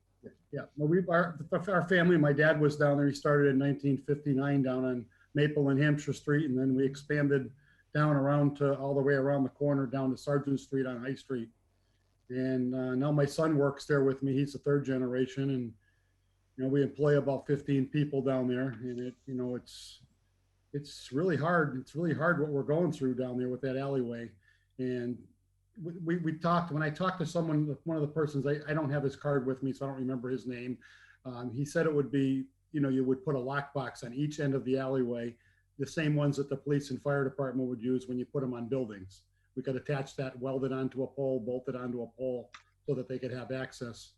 And then we could give keys. We could give keys out to the neighbors, the neighbors, there's a couple of neighbors that would need to get back there, and the trash trucks and the utility people could have a key also. We could do something for them too. I thought it would be very helpful to do something like that.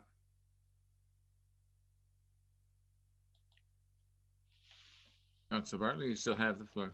Yeah. So so that's pretty well summarized it.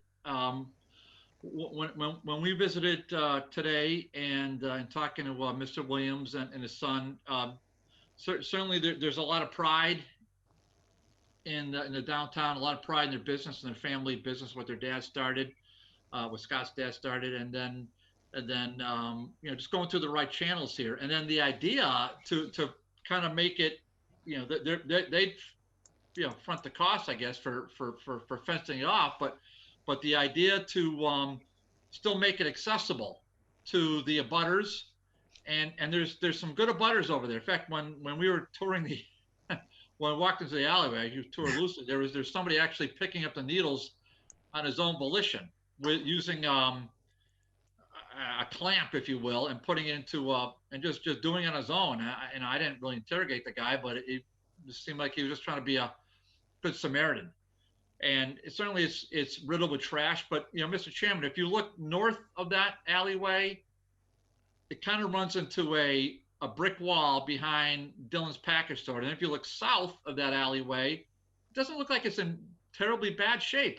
It looks like that alleyway, though, is really the sore point for that particular section of the city and of the downtown. It's an area that fortunately we've got some stability there with Williams Auto Sales and then HFD. Lord knows it could use a lot more. That building just south of HFD is a disaster with a big X on it, and talk about one that's ripe that should be demolished. And it just kind of breeds hangers on, if you would. And so there's, but if we cut off the alleyway, to me it doesn't sound like it's going to really impact the abutters, because the abutters are going to have keys, and the DPW is going to have a key, and so if we can do that and make it a cooperative agreement, so everybody kind of knows what's going on, I hope that hopefully we can consider moving this forward and go through the right channels and maybe execute it. Yeah, thank you, Councilor Bartley. I wholeheartedly agree. I mean, I walked through the alley, and when I was walking through the alley, we met with the owner of 412.5 Maple Street, who owns several properties and is also looking to close it off right at his line, because he's looking at potentially expanding his property. And the only area would be on the Sargent Street, which is owned by One Holyoke, and this would leave their trash pickup available without having to have the fence blocked off. So that would be the case. I sent it here, and I put the order in along with Councilor Bartley, because I wanted to make sure, and I want to also recognize that we have our health director, Sean Gonsalves, here with us as well. And when I walked it, we found needles, and actually while we were there, I know someone was using it as a human waste facility, and that's being nice. And then, you know, the needles and all kinds of other trash and paraphernalia. So it's a health issue. I also wanted to, and I asked for the chief, and Captain Pratt is here and the fire chief is here, because I want to make sure that if we do this, that everybody's on board, that we're not causing any difficulty for the police or the fire department. It looked to me like I know there was one car, but it looked to me like all the properties on Maple Street really did not have a lot of use of going into the alley. Now, maybe I was just there the wrong day, but they were all blocked off until I got to past 412.5 Maple Street.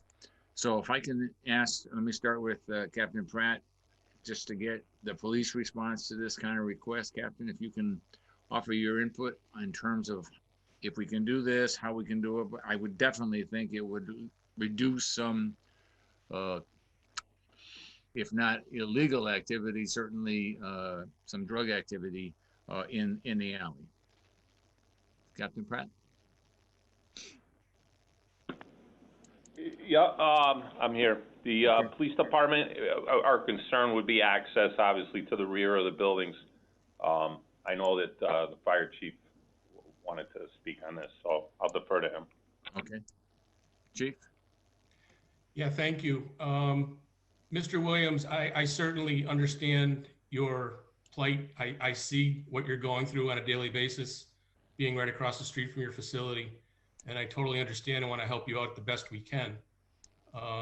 But as this sits right now, I have a real problem with blocking the alleys off. The fire department needs unimpeded, uninterrupted access to the rear of those buildings.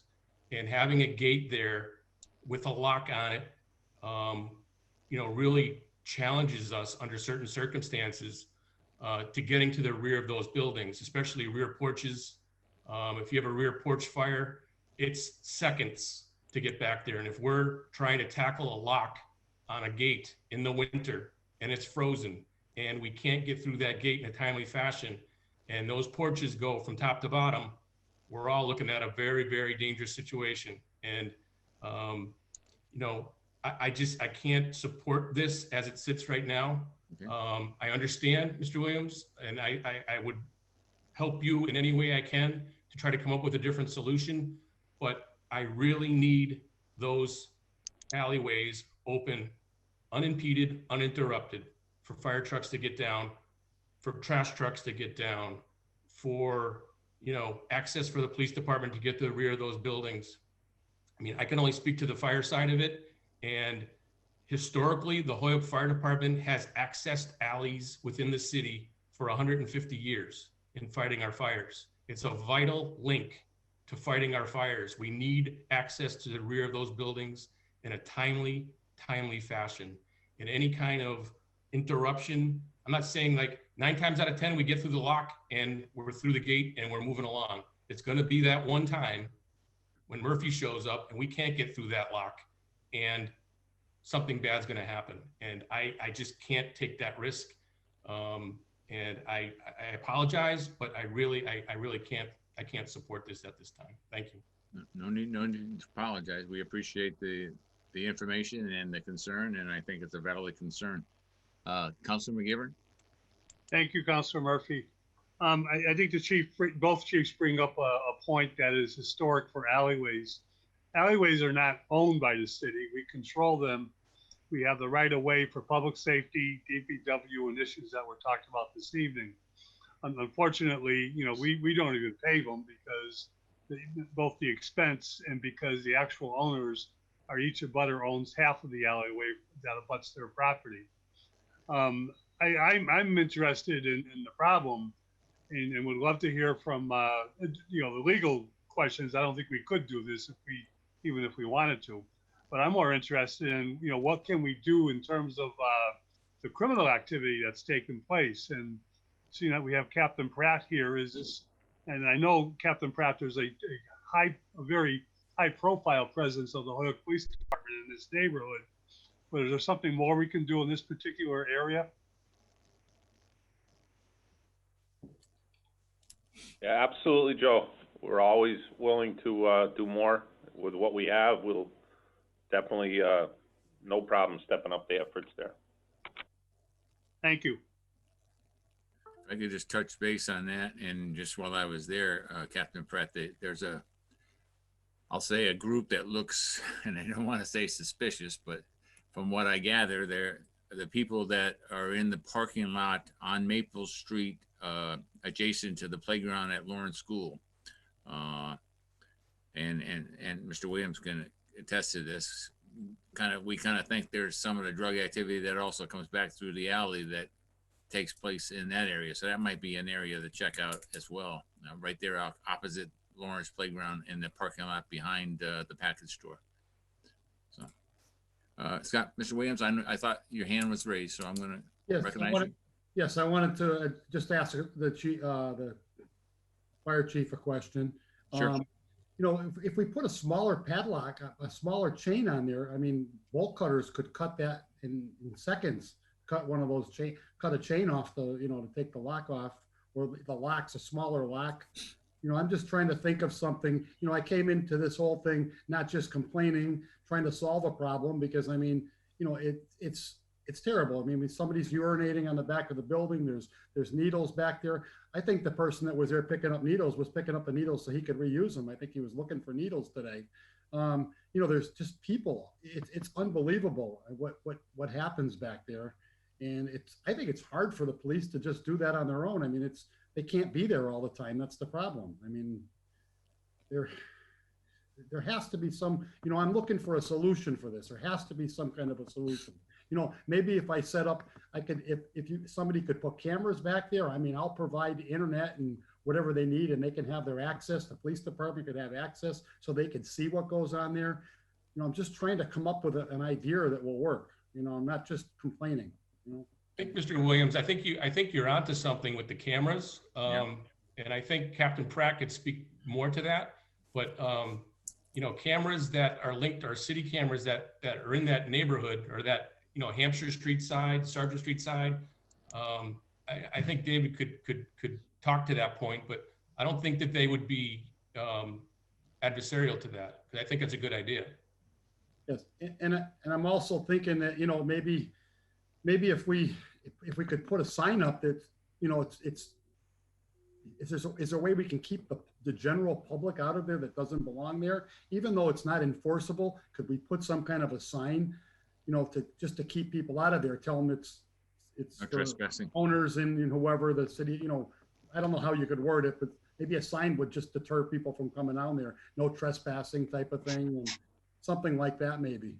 Yep. You know, and as far as this, I would appreciate if I could speak to Captain Pratt, if I could maybe talk to him, if I could stop by there and talk to him, or he could stop by and see me tomorrow or on the phone or something. That would be appreciated. You know, I could talk to him a little bit more about what's going on. I'm sure Captain, would that be all right? Absolutely. And as far as the cameras go, we do that a lot.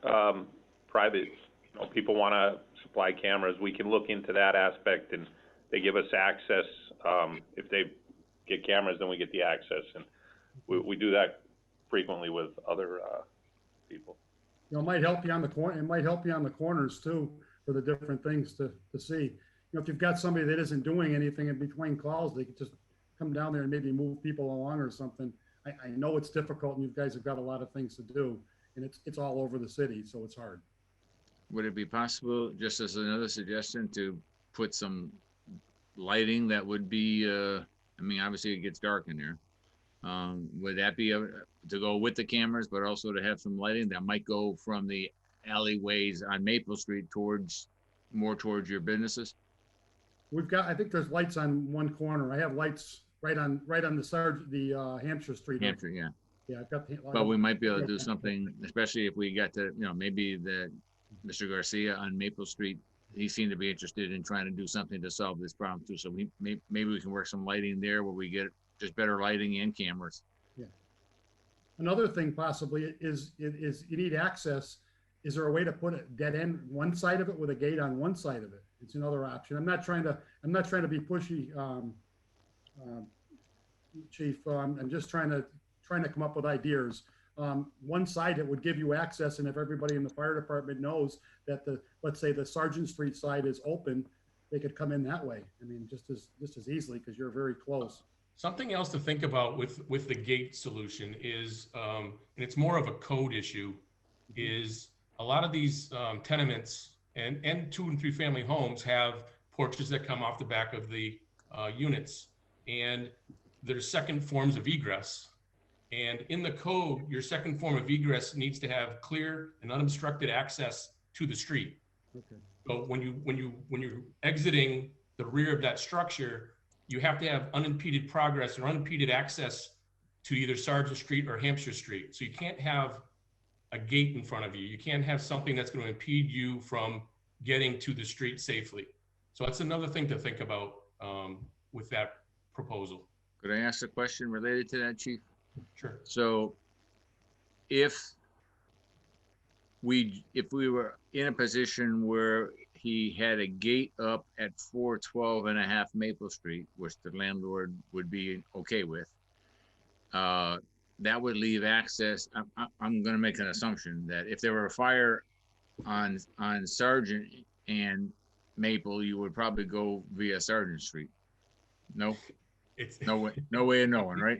When people are bailing out of buildings, who knows where they're going to go? Yeah. They need, they may go either direction, and it needs to be free and clear for them to get to the street. They can't get trapped into that alleyway and not have a place to go. Yeah. And it may not even be a fire. It could be a different scenario, but either way, they need access to both sides of the street. Okay. So it has to be both ways. Both ways, yeah. Okay. Nobody likes to be trapped. If somebody's going to hang around, they don't want to go into a dead end. They want a way out to get out of there. It would keep a lot of problems, but if it doesn't work, it doesn't work. Just a suggestion. Yeah. Well, I think the best solution that we're hearing, Scott, would be to meet with Captain Pratt. I just want to bring in Mr. Gonzalez to talk about and I think Tapestry's been in the alley several times. Sean, are you still with us? Yeah, I'm here. Okay. Have you had any, I know when I went there, I did see a lot of needles, but I have been told that someone had picked them up just a couple of days before that. And you and I had talked about, I know you're very good at trying to work with Tapestry and others to try to make sure, is, I guess, the best way if we can avoid it, but I don't know how we get to that. How have you seen this as more of a drug use corridor than others? I won't say that. Okay.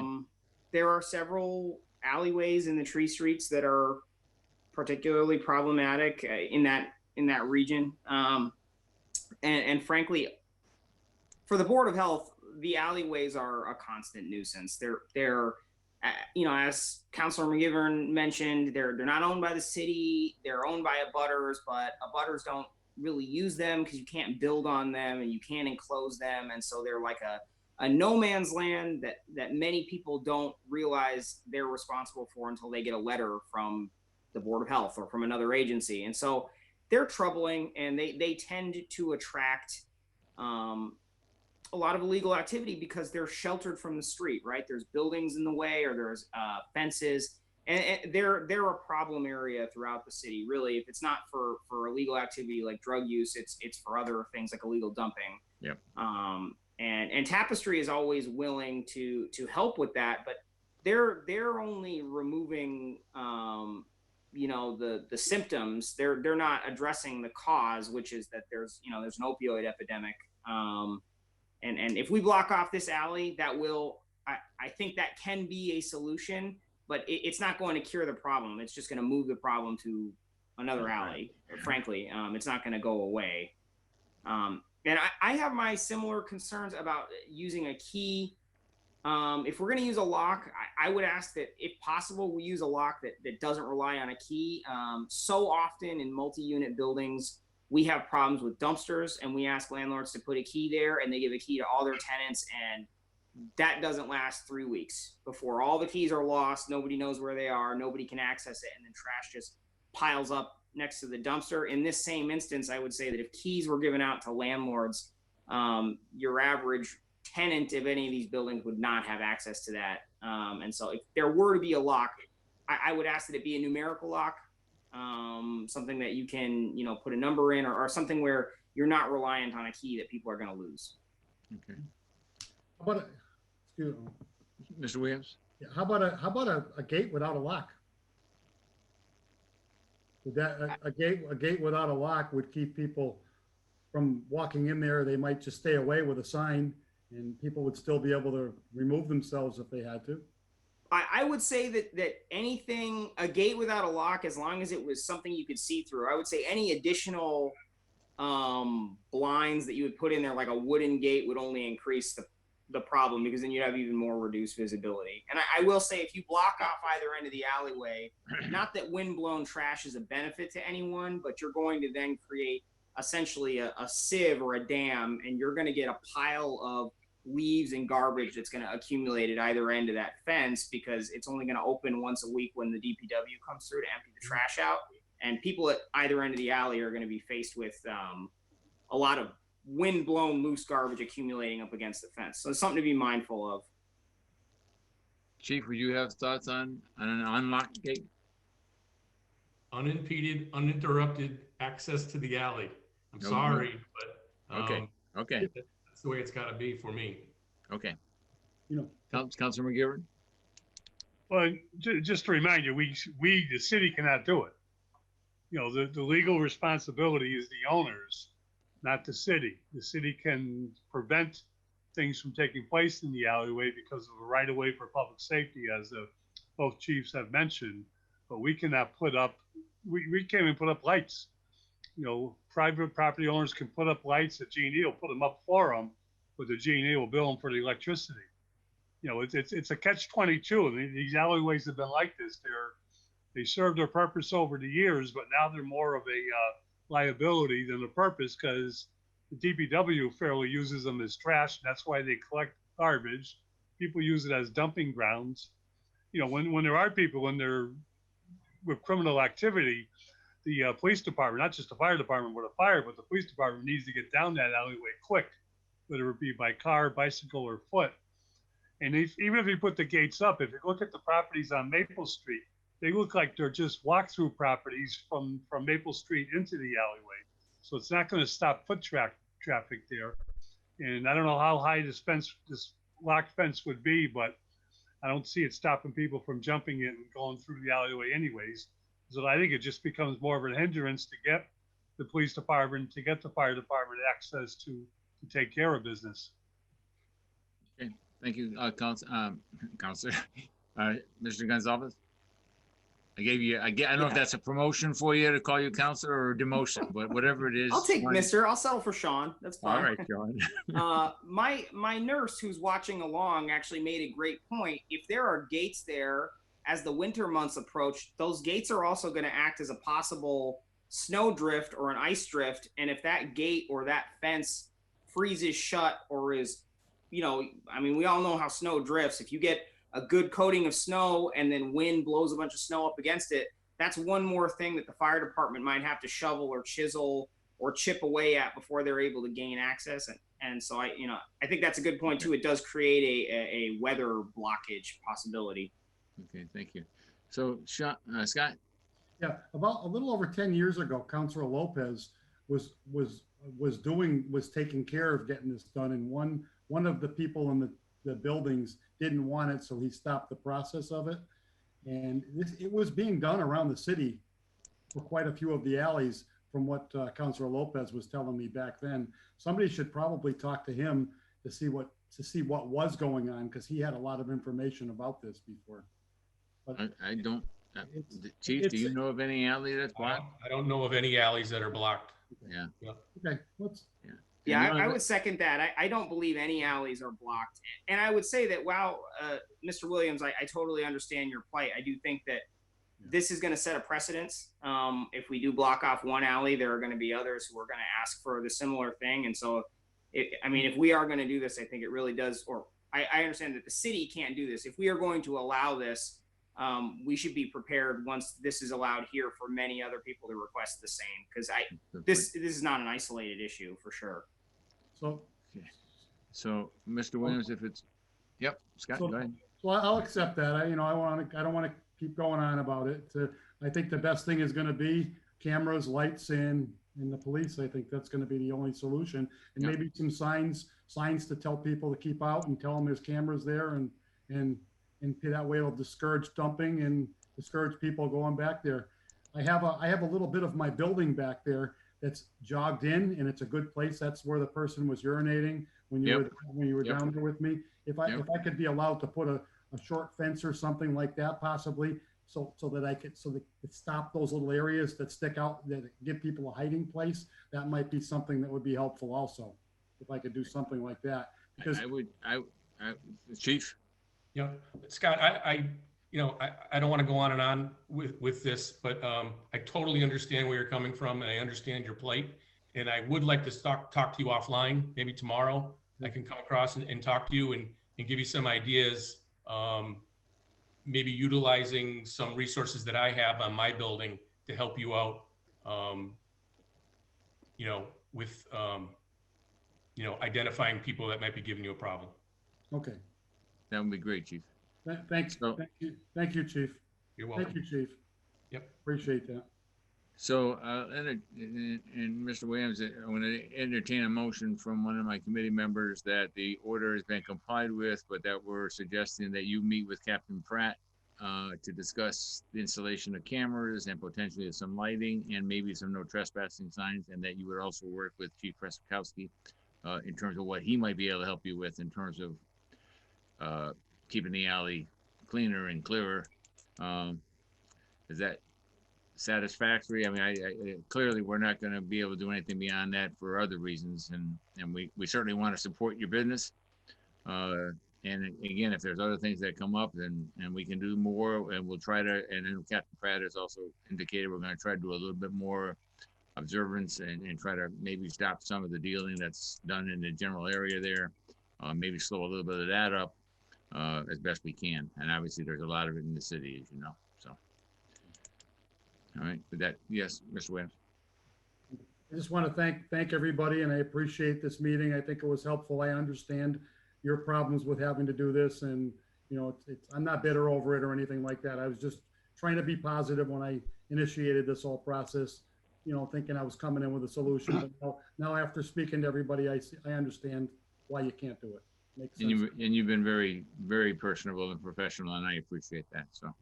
And thank you for your understanding. But again, as we go along, if there's other things that come up, we certainly will try to help whenever we can. So I'll entertain a motion. The order's been. Mr. Chairman, I'll make that motion. I just like to tell Scott one thing though, is Scott, your property is looking great. And we thank you for the business you do in the city of Holyoke. You're an important part of that neighborhood. And I hope with the help of Chief Pratt and Chief Preskowski that we can give you some relief in the areas, because that type of activity brings our whole city down. It's not just your neighborhood. There's a number of hot spots, and the hottest spot right now, I think we all know, is up on one of the hot spots is Chestnut Street when it comes to drug activity. And that just means the users are coming and going to go up and get their drugs. And I think the police department does a great job with the task force on curtailing that. But we still got to get after the users and what's happening in the hidden ways of Holyoke. But thank you for the business you do, and your property is looking great. Motion's been made and seconded that the order has been complied with. Again, Mr. Williams, we thank you for your understanding and again, your investment, but whatever we can do, we will try to work with you, and Captain Pratt will do what he can to assist you with that meeting tomorrow, and Chief Preskowski will meet with you as well. So we wish you the best. Okay, and thank you very much for your understanding. On the motion. Thank you, Aye.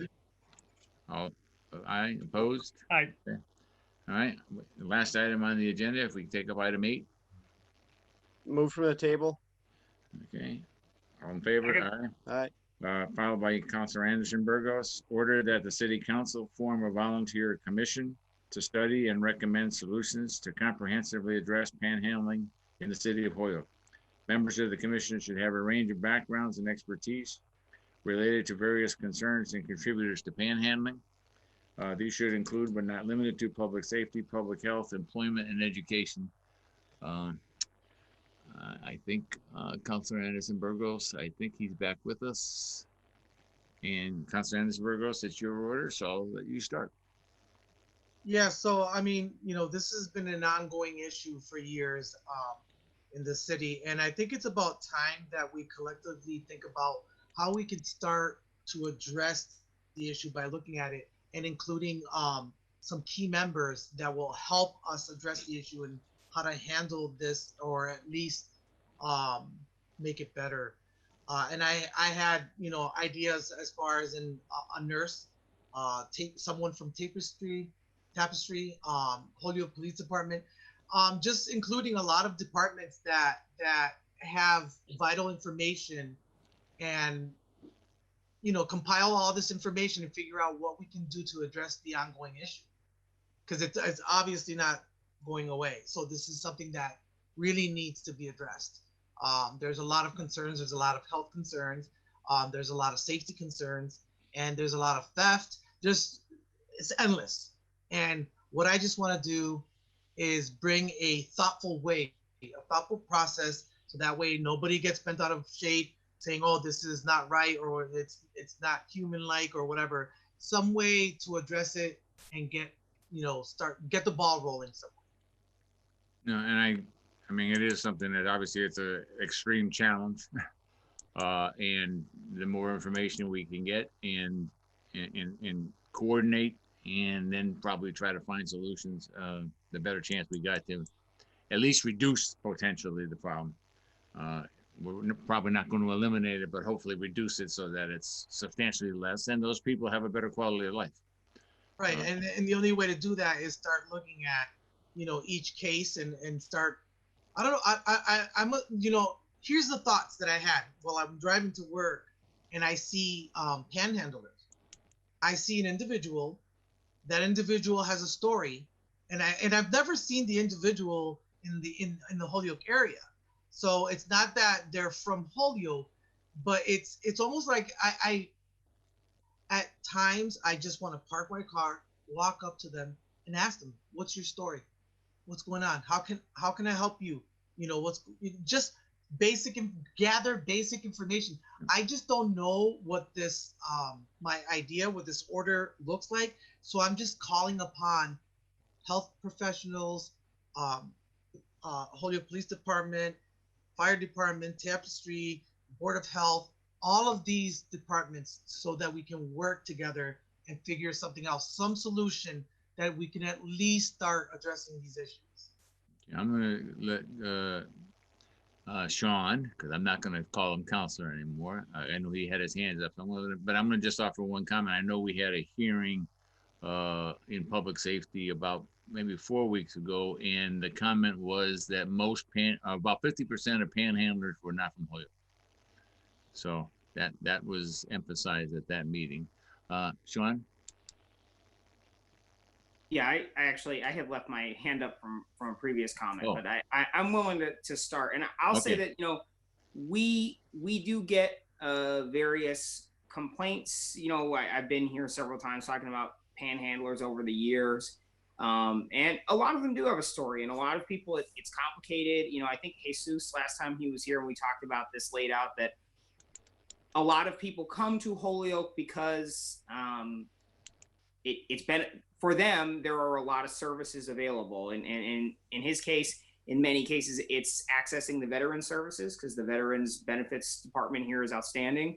And I will also say that, unfortunately, one of the reasons people come here is that there's a consistent revenue stream. So, I mean, these individuals have many issues. Some of them, it's that they have housing insecurity, or they have an addiction issue, or, there's a variety of mental health issues. But at the end of the day, the only way that we're going to be able to dissuade people from being on the street corners is to slow down the flow of money. If you can stand on a street corner and make a reasonable daily wage, the attraction is always going to be there. And even if we reach the audience that's there today, the panhandlers that we're seeing in the city today, right now, new panhandlers are going to come if that revenue stream is still made available. So I think it needs to be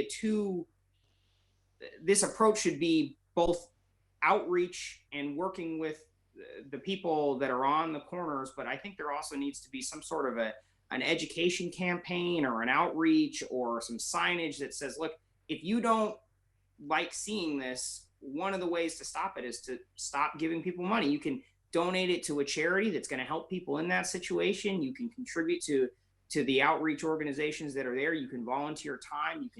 There are a million ways that you can help people who are in a bad way that isn't continuing to give them cash on the street corners. And I think that's going to be a big, that's going to need to be a big push if we want to work to cure this problem. And if I can comment on that, John, the reality is if we were able to do that and promote to the general community to not give to the panhandlers, in effect, potentially, we're providing an opportunity for the panhandlers to come and get some services which will make their life better. So it's actually more humane and kind to not give than to give in this particular case, because as I understand it, and I know we've had several meetings where we've discussed it, because they know they're going to get something here and they basically don't have any other responsibility, that they're going to continue to do it. Whereas if they know they're not getting it, I mean, they're choosing this because they're successful at doing it. And they're not choosing this because life is a failure. They obviously have some issues, but life, this kind of supports whatever need they have, whether it be a drug use or finding an apartment or whatever. So, I mean, I do think that's something that we got to make as part of this process. I know Councilor Sullivan, we put signs up, contribute to a recognized local charity, but I mean, I drive by the 391 on Main Street, and there are people getting money every day I drive by. And it's not, maybe 1 out of 10 or 20 cars give them money. But I mean, if you're there for 5 hours and there's a lot of traffic going there, you probably ended up with $100, and if not more, during that day. And I'm not sure what they're giving them. I'm sure it's probably not, maybe it's not $10, but a couple of $100 comes back quickly. I also would, and I know Captain Pratt, I know the police, and I know the chief has told us several times that the police do try to talk to them and try to talk to panhandlers and others and try to encourage them to take advantage of the services.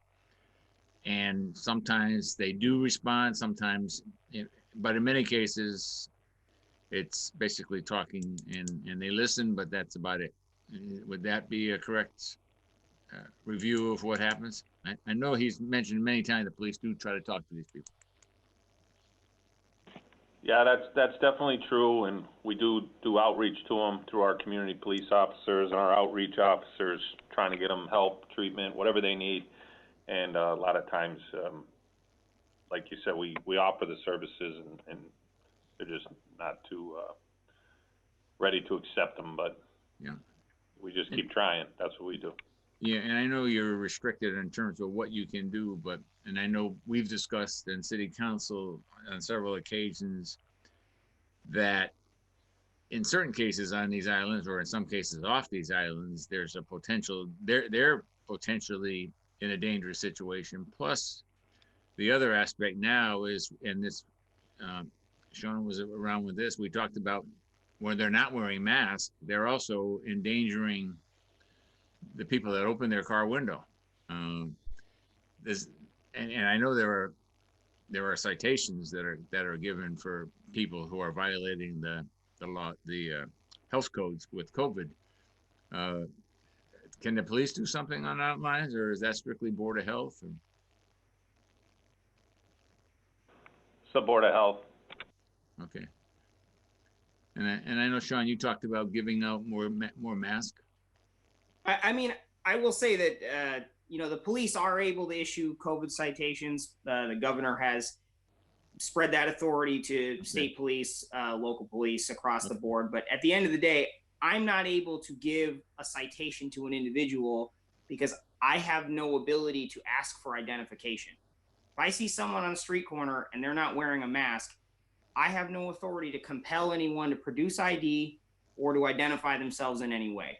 There's no way for me to write an individual a citation for not wearing a mask. If I say, show me your ID, and they say no, that's the end of the road. I don't have any way to compel someone to do that.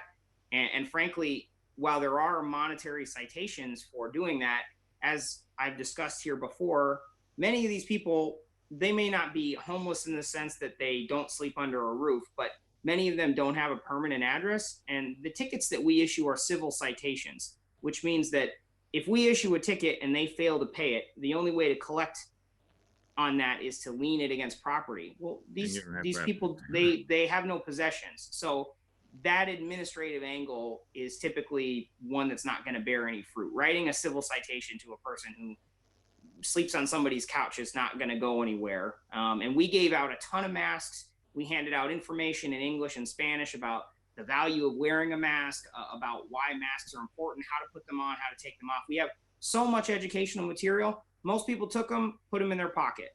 And then, you try to talk to them about it. Here you go. Here's some information. They don't want the information, or if they take it, they don't read it, and they just want the masks because it's something for free. And unfortunately, that was not a successful, but the effort was made several times. Yeah.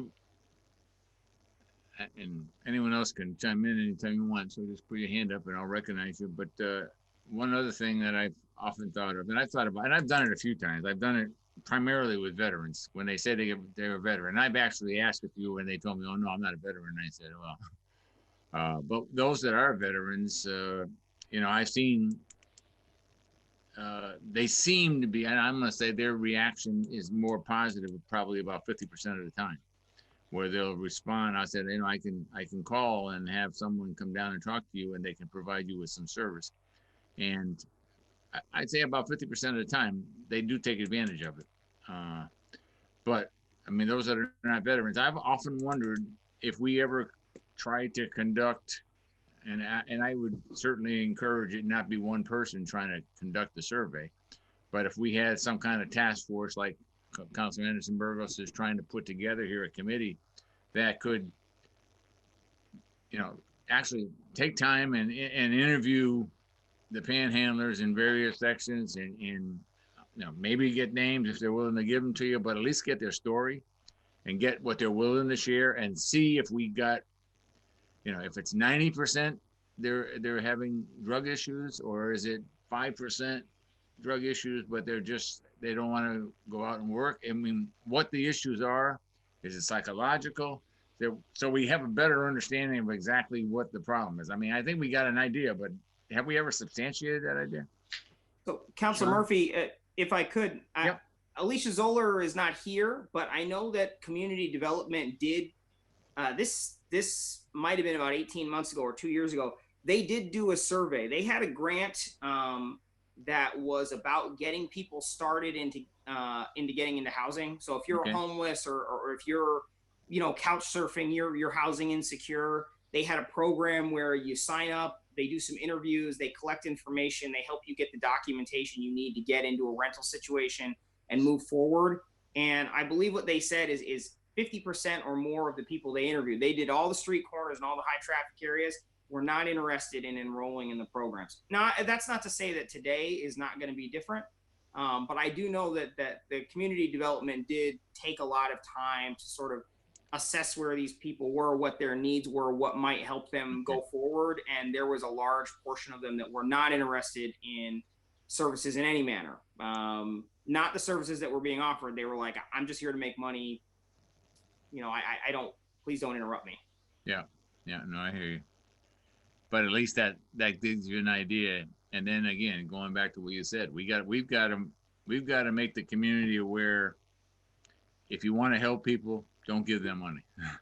We have a better chance of helping somebody when they need to come and get the services than when you give them money, and we improve their quality of life. But I mean, it's not an easy issue by any means. Councilor Anderson-Burgos, any other thoughts on this? Yeah. I mean, I definitely think the advisory board. I'm sorry, the advisory board that I included, like I said, Tapestry, HPD, but there was one other key member. That's I'm a recovering alcoholic, so when I hear a story from another recovering alcoholic, that's how we, we connect. I think one of the people that needs to be on this advisory board also should be someone in recovery. Yeah. I just wanted to state that. I almost forgot about that part. And that's a key part of what I'm trying to do is have someone who knows, who's been in their shoes. They have to have some kind of like understanding. Hey, I've been there. I know what you're going through. And that way they don't feel like, hey, who are you? Oh, you're a nurse. I don't need you. You see what I'm saying? Yep. So I just wanted to mention that. So would you want this to be a committee that would be coordinated through the city council? I mean, if someone's got to coordinate getting it organized. I know the mayor sort of put something together, but that seemed to die. And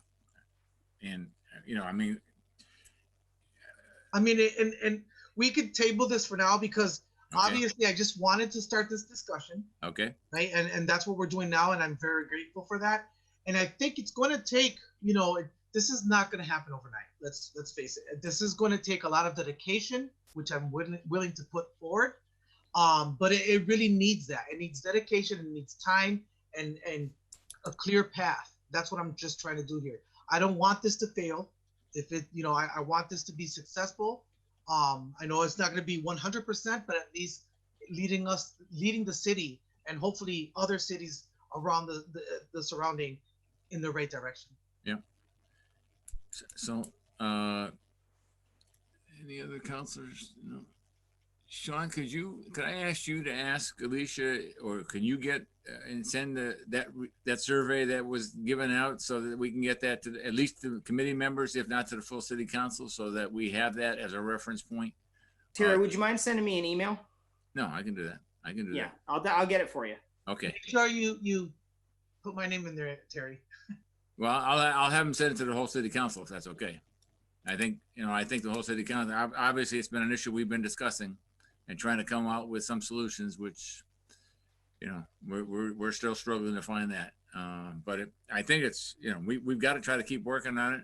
And I also would encourage that we include the veteran services because, it seems like there's a good portion there that have had, come out of military service and have had some issues in terms of adjusting.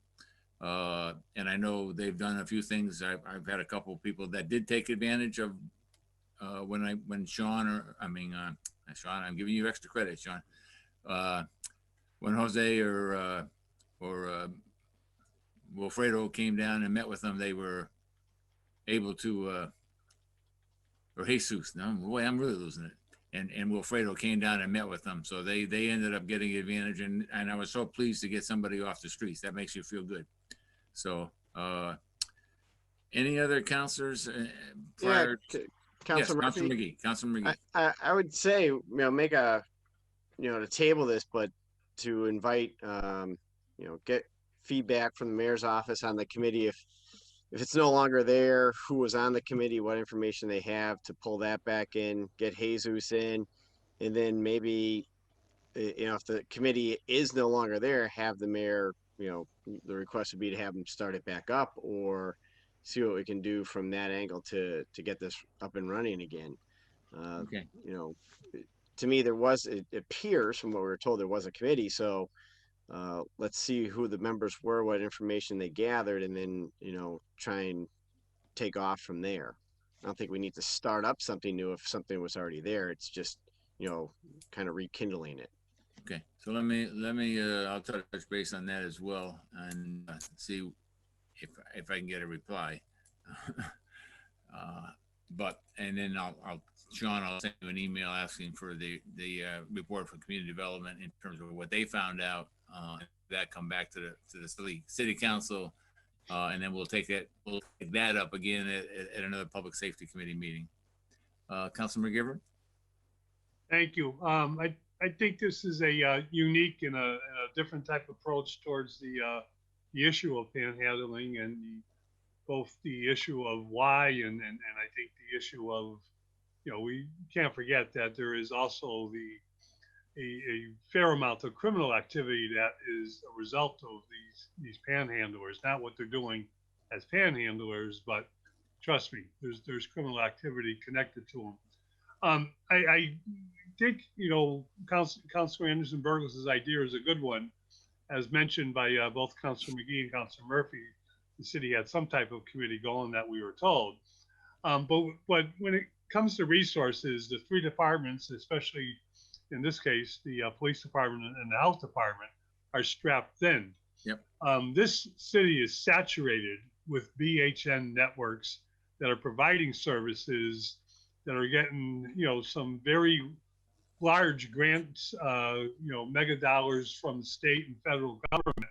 I would like to think that we reach out to the BHNs and see if they would establish a committee that could do the outreach work, that could do the advising, and you know, certainly, you know, have an ear to our Board of Health and have an ear to our police department. But let's not tap the resources of our departments when the money is flowing into the BHNs, and see if they can help out in the matter. I think that's a great suggestion. And just after your finance meeting the other day with Sergeant Hart, the grant that we got was primarily opioid aimed at, but if I'm not mistaken, behavioral health networks got 200,000 of that or something. They do, and it's funneled through the city, but it's passed on to, over half of it is passed on to BHNs, and that's not unusual. The state government doesn't want to give money straight to all the not-for-profits, so often they will bring it through the local community, and then it's passed on to the non-profit. So maybe we can also work through Sergeant Hurd, if that's okay with the chief and Captain Pratt, that, you know, in terms of bringing someone from the behavioral health networks, maybe several, into trying to coordinate some kind of additional information with the people that are panhandling and that are homeless. And if I can just ask one other question, Sean, and related to, I know you talked about it there last time we were talking about, was we were looking at some kind of shelter. Has anything gone on with that? Yeah, so you know, Rory in particular has been working with DHCD and MEMA, and it's looking like we have a third-party organization, which was the goal here, is to have an outside organization that has the resources and the tools to run this. It looks like that is lining up, and we are hoping to have what would be a temporary drop-in shelter that would operate this winter. So there's still some pieces moving there, but we're trying to get the grants lined up through DHCD, and that is in the works. And what, it's not a 100%, but we're still having those conversations, and the process has been established. Okay, thank you. Councilor Bartley? Yeah, just through the chair to Sean, do we have a potential location for the temporary drop-in shelter? Well, they've looked at a lot of commercial buildings, and we've discussed this with Jeff Trask and the chief, Preskowski here, and the simplest location, for better or for worse, is honestly the War Memorial. It's already the designated emergency shelter in the city. It needs some additional functionality, but that can be addressed by MEMA, like showers and additional capacity there. You know, I don't think it's ideal because that wasn't its original purpose. But, you know, they've also considered looking at some of the unused portion of perhaps some of the schools we talked about. Like there are parts of the schools that are not being used because of the COVID restrictions. And so there doesn't seem to be a prime commercial piece of real estate. A lot of the mill buildings that normally, you know, would jump to mind, those are now big dollar marijuana enterprises, or their usage is now, they're being marketed for that, and they're not as readily available as they might have been even 2 years ago. So it's that seems to be the prime target, but there are a couple of other places they're looking at. Councilor Bartley, you all said? Okay, Chief, do you have any thought about the War Memorial for that? I know they've been talking about multiple different pieces of property. I know they haven't come up with a total solution yet. The War Memorial is Center City, so it's.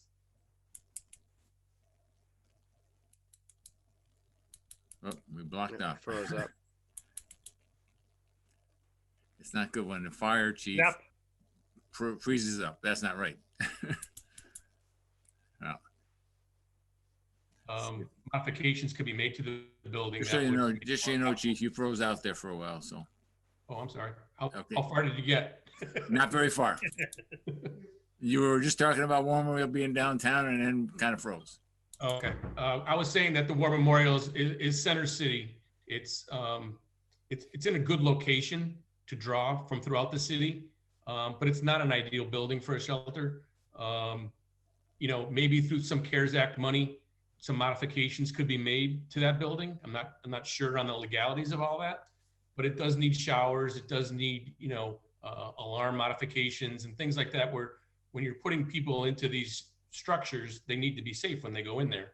And, you know, those are the things that everyone's looking at right now. And we want to find the right spot before we make a commitment to it. Just as a question before I go to Councilor McGivern, we have an idea how many people we are looking to be able to provide overnight accommodations for?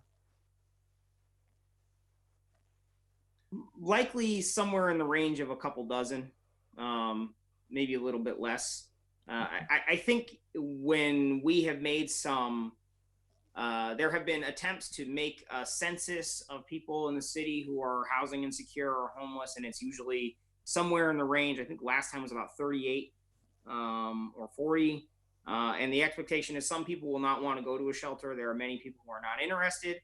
And I think that many of the people who are counted among the homeless, some of those people have a place to stay. They just don't have a place that is theirs. And they move around a lot, but they're not homeless in the sense that they're sleeping on the street. And it changes. People, their situation changes. Some people leave, other people return, some people get placed. But I think somewhere in the range of 2 dozen is what we had considered. Okay. Okay, Councilor McGivern?